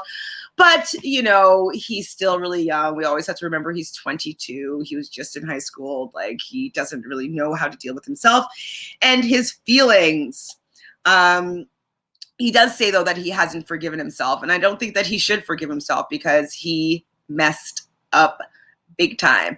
I don't know why he did it. I just don't know why he did it. Maybe one of you guys can help me understand this. So when they're having that final conversation, though, at what point he gets up and he leaves, and then he does a confessional, or they show a confessional, and then he comes back without anything. Like, I thought he was like going to come and propose, or did he leave and actually do a confessional? Or did he, like, I don't know why he got up in that moment, then came back and sat down and didn't have anything else with them. Like, I thought he'd maybe bring her a flower or like a note or a ring or something. I thought he was going to do some sort of gesture, but he just seemed to come back with nothing. Maybe he was crying and he was wiping his tears away because he was embarrassed. I don't know. Maybe you guys can help me out there. Oh, what was the question that was asked? Oh, rom-coms. What rom-coms would be for each of the couples? I don't know rom-coms that much, but maybe he's just not that into you. Maybe Moira and Calvin, because they do get together at the end, but it starts off kind of messy.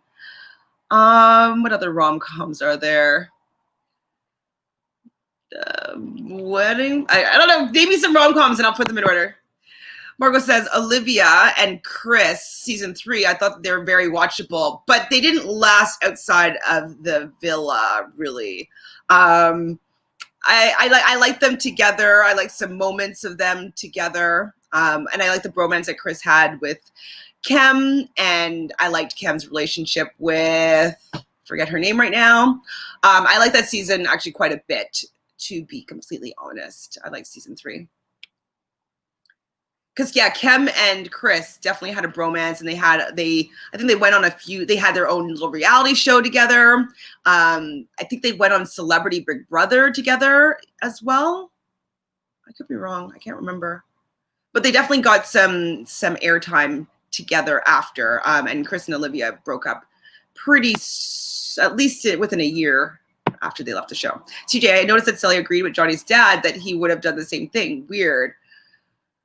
I think she was just trying to joke it off, like being likable girlfriend, easygoing, not, she just wanted to be liked, I think, in that moment. And didn't want to give Johnny more like, oh, really? Like, I just don't think she wanted to put him in the hot seat. And so she just agreed with it, even though she probably didn't want to. She says, who do you think will leave next? 100% leaving next is Lakin and Bennett, unless America decides to jokes on us and somebody else goes. But that's who I think is out tonight. Aisha, hello, how are you? He left a fake cry. You stop. I mean, I said wipe his tears, but you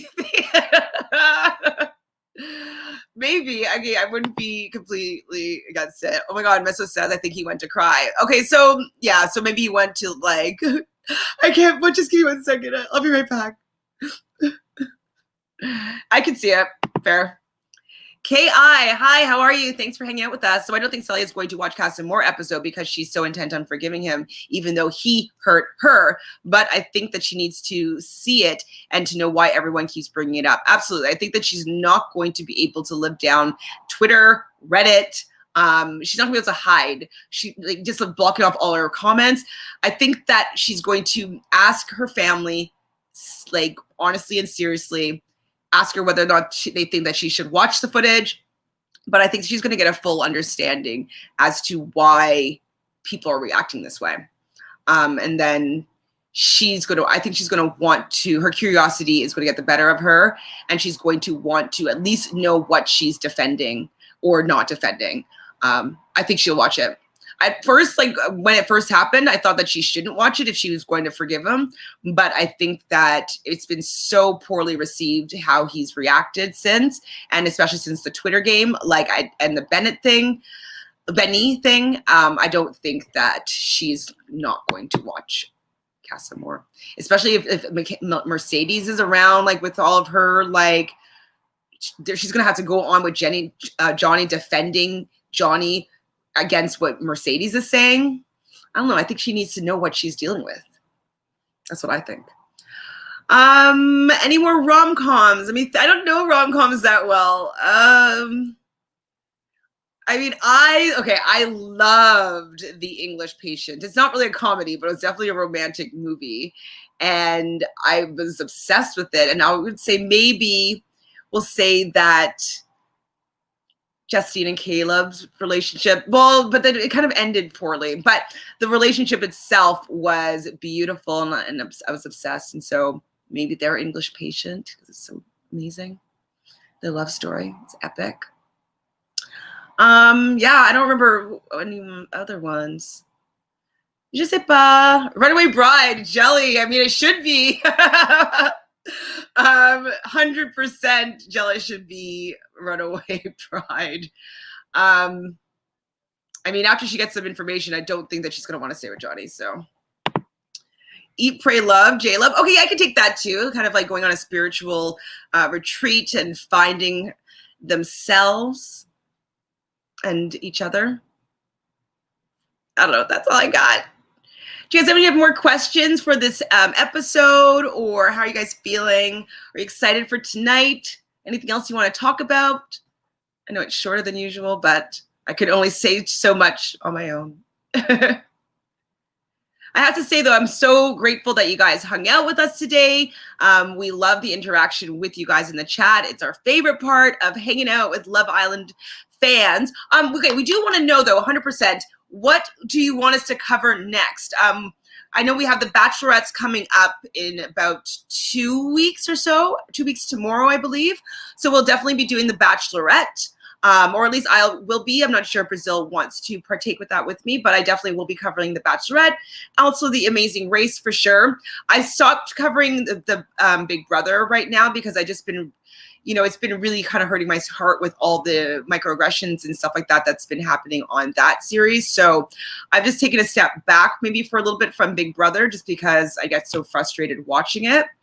And it's just not been enjoyable covering right now. I will still do it for Rob as a podcast, but for my own channel, I just don't want to put any extra attention into that season. But yeah, what else do you want me to cover, want us to cover? What do you want to chat about in the future, moving forward?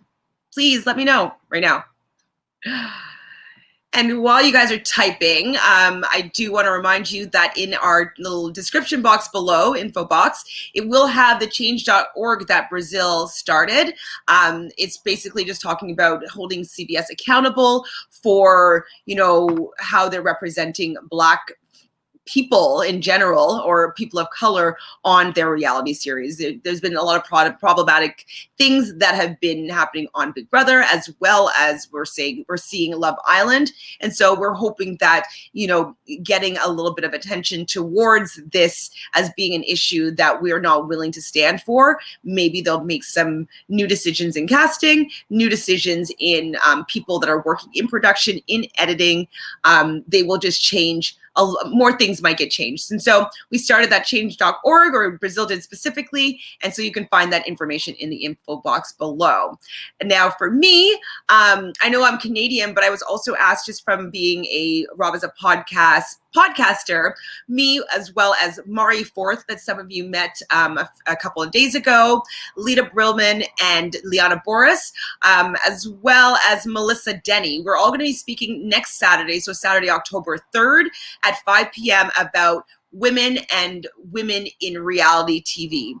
And then after we have about an hour or so discussion, we're going to be having a text banking session where we are encouraging women to vote. And so giving them information on how to vote, if they need to do absentee ballots and voting, just giving them the resources and the information on how to do so. So if you're interested and willing, go to @supermajority and you can sign up. And so you'll be notified with the text banking and when we're going to be going live to speak about women and females in reality television. So it should be a really, really great conversation. The panel that we were speaking with are some amazing women that have really great point of views, are very intelligent. And so I'm really looking forward to having this discussion with them. So please join us. And then it's also supporting the election that's happening in the United States and encouraging women to vote.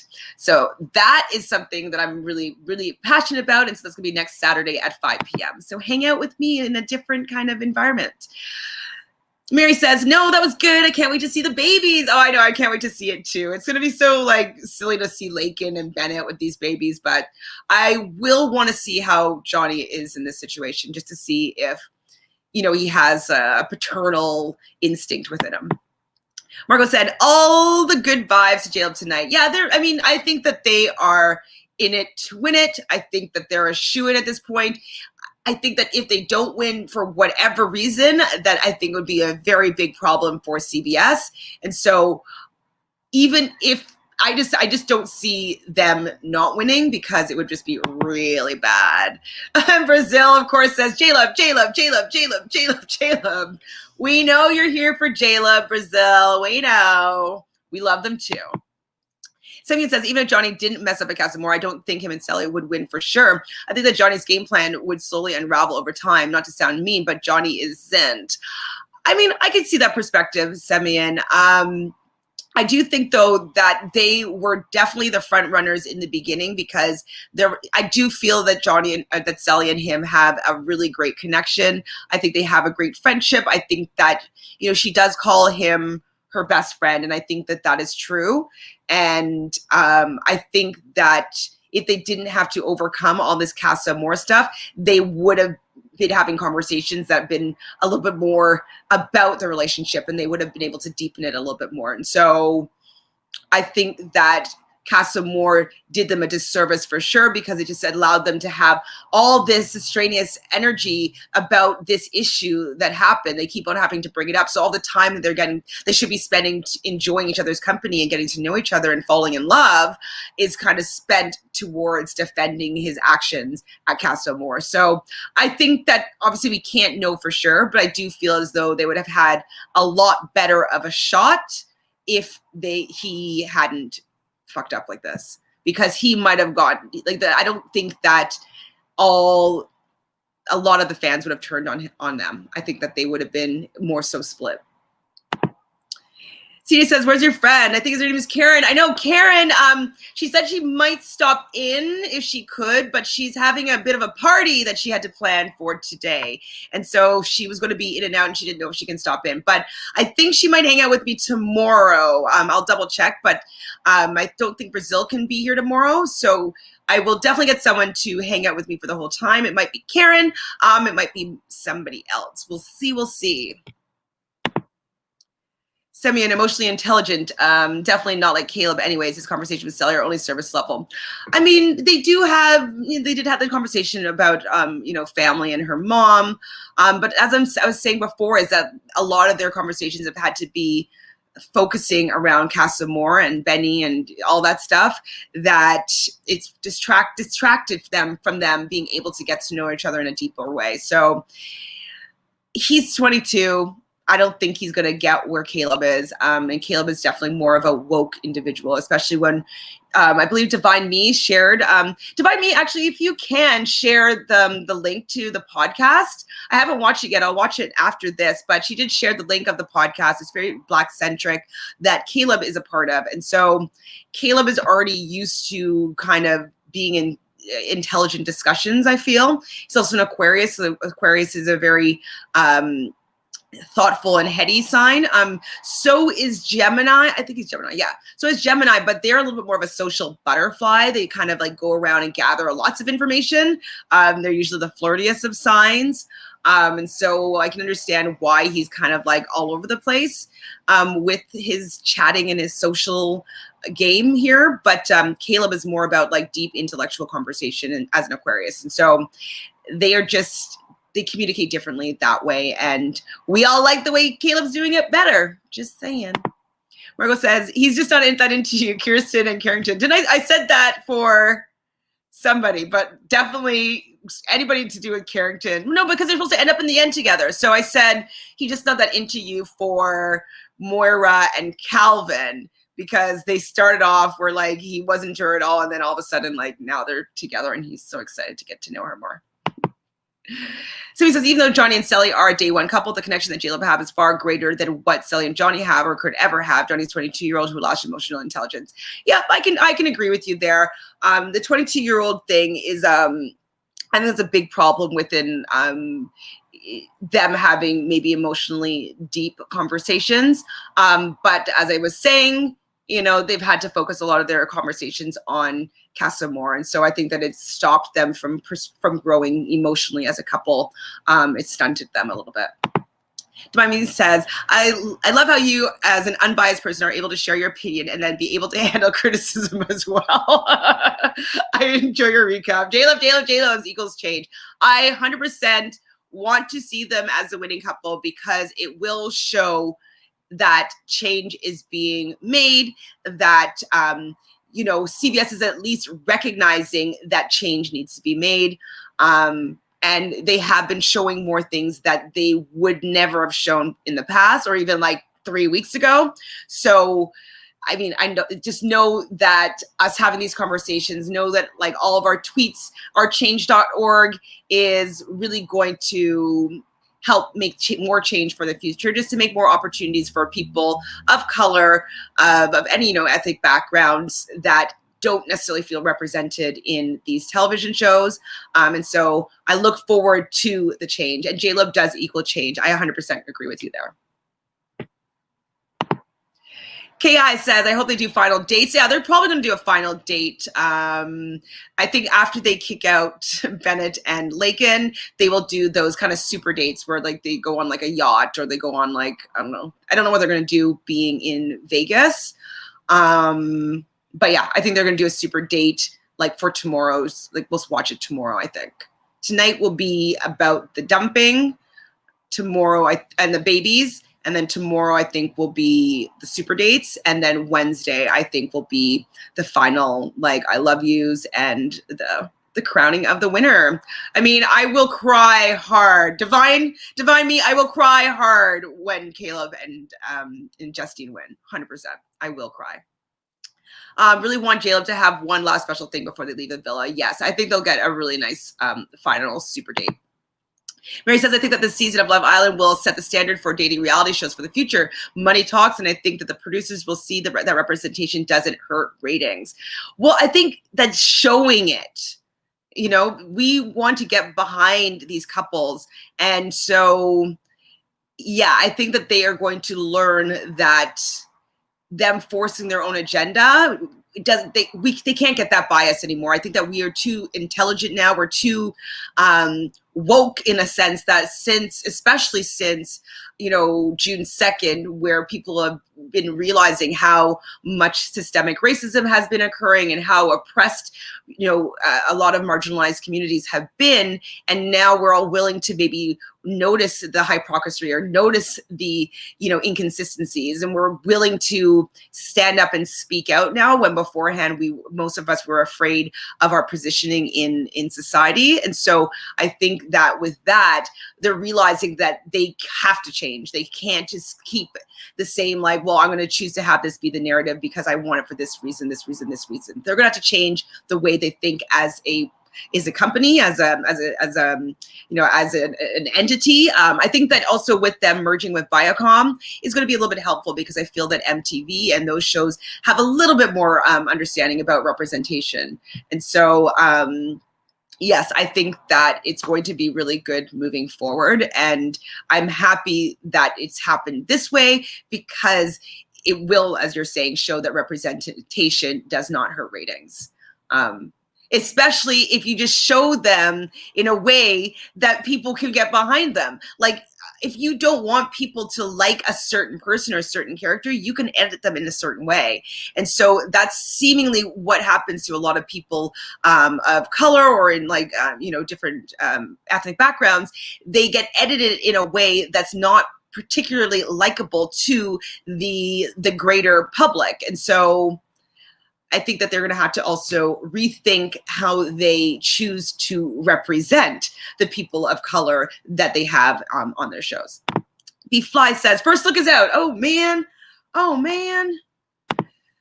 The app just posted that voting for the finale starts tonight and tomorrow for half an hour after the episode. When's the finale? I think the finale, Aisha, is on Wednesday. Thursday the latest, but I think it's on Wednesday. I could be wrong though. So I just trying to get the first look for us here. Let's see. CJ says, Justine, I don't know what to wear. Caleb, nothing, girl. LOL. I can't get that out of my head. And that's another reason why we think that it was probably at least their second date there because hold on, shoot. Babies. Their second, hideaway, because of the fact that, you know, I don't think that Kayla would have been that forward with her on the first time that they went to the hideaway. And so, I don't know, it's just further evidence that there was at least one other hideaway before that. And obviously we have the Connor statement that he got the text and they did go to the hideaway at least once with him. Cena says, Chantele, please could you explain what you meant by you didn't like what Justine did to Rachel? Okay, so when Rachel just didn't have a conversation, Justine didn't have a conversation with Rachel when she wanted to kiss him at the car wash challenge. And so Rachel felt that her and Justine were at least in a friendship of some sort and had been transparent about what was going on with Jeremiah and all that stuff. And so Rachel just felt quite kind of hurt because at that point, Justine was one of her closest friends in the villa. And so the fact that Justine kind of just went in there, didn't care for Rachel's feelings. I get it. Like, you know, it's a game of love and she saw something with him that she wanted.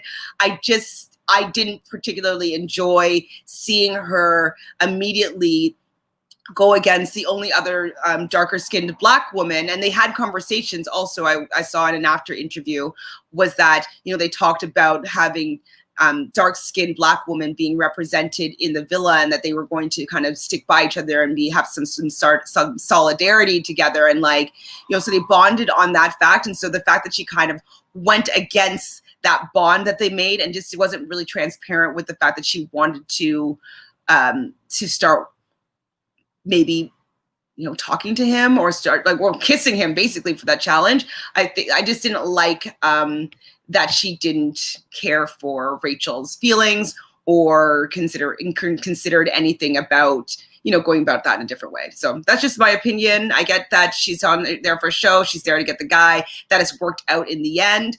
But in that moment, I didn't like how her approach to getting the guy. I didn't like it.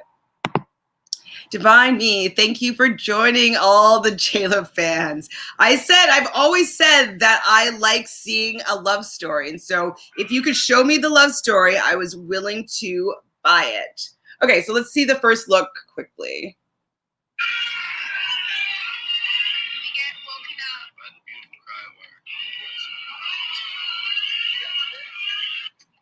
What's your baby's name? Okay. Sorry, guys, for my pop-ups. Oh, shit. Shoot. I get too many pop-ups. Okay, hold on. Hold up. Wait a minute.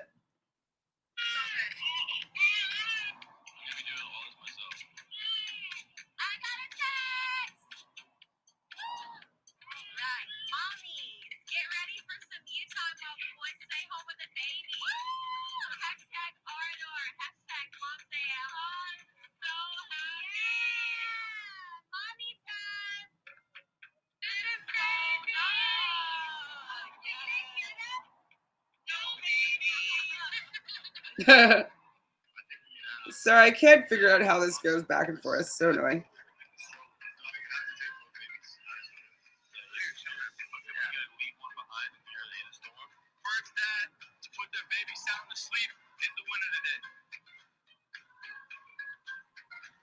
Oh my God, sorry on my Twitter pop-ups.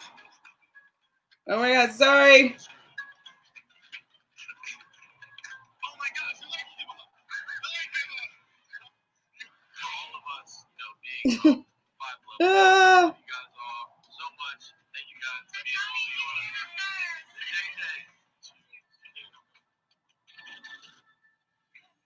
Ariel looking fire as usual.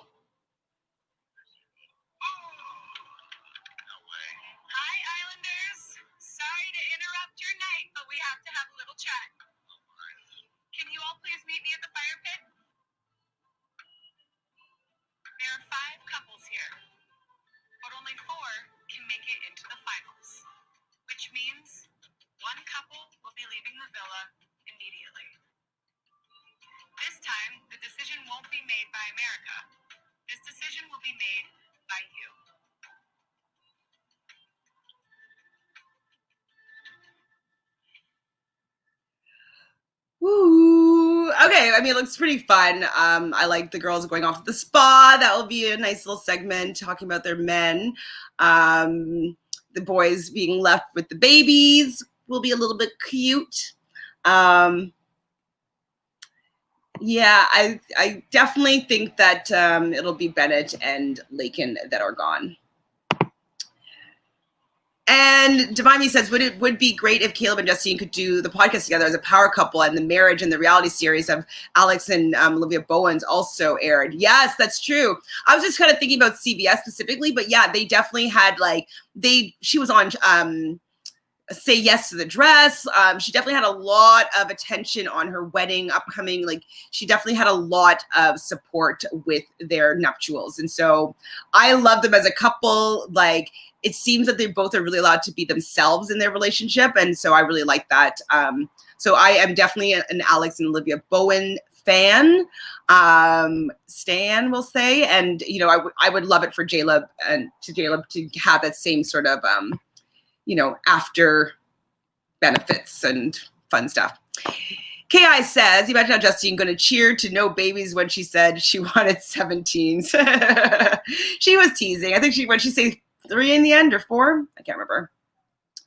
Okay, so I managed to squeeze out 2 hours here today by myself. I did like a whole 45 minutes by myself. Well, with you guys, which has been awesome. Thank you so much for hanging out with me. Do you guys have anything else you want to say?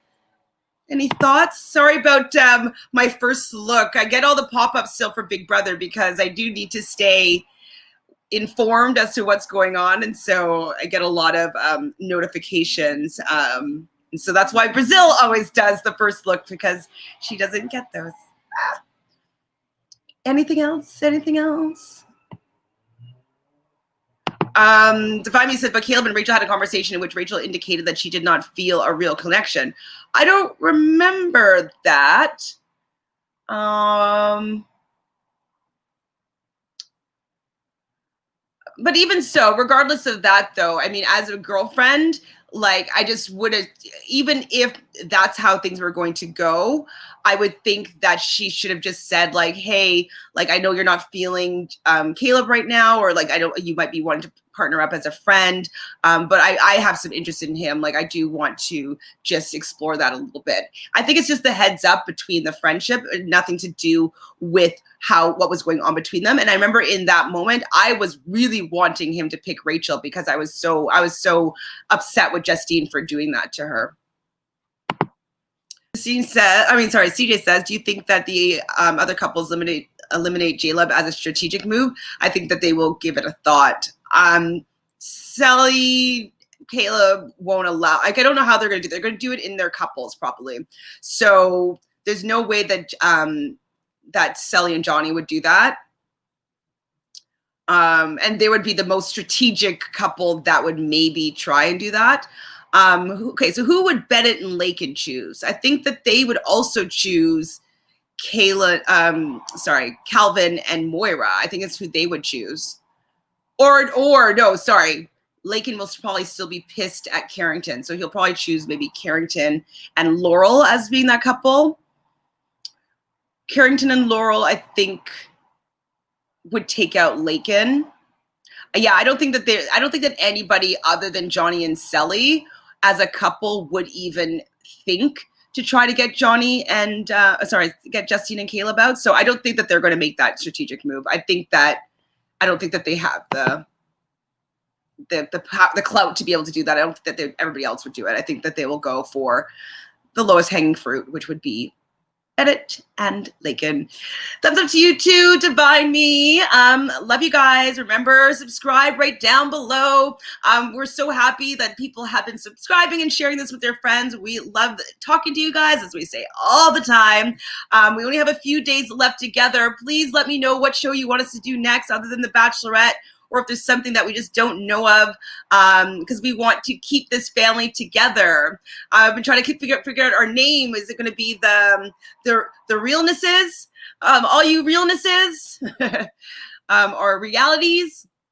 We'll see. But so please let us know what you want us to cover next. Other than that, subscribe. Ring that bell.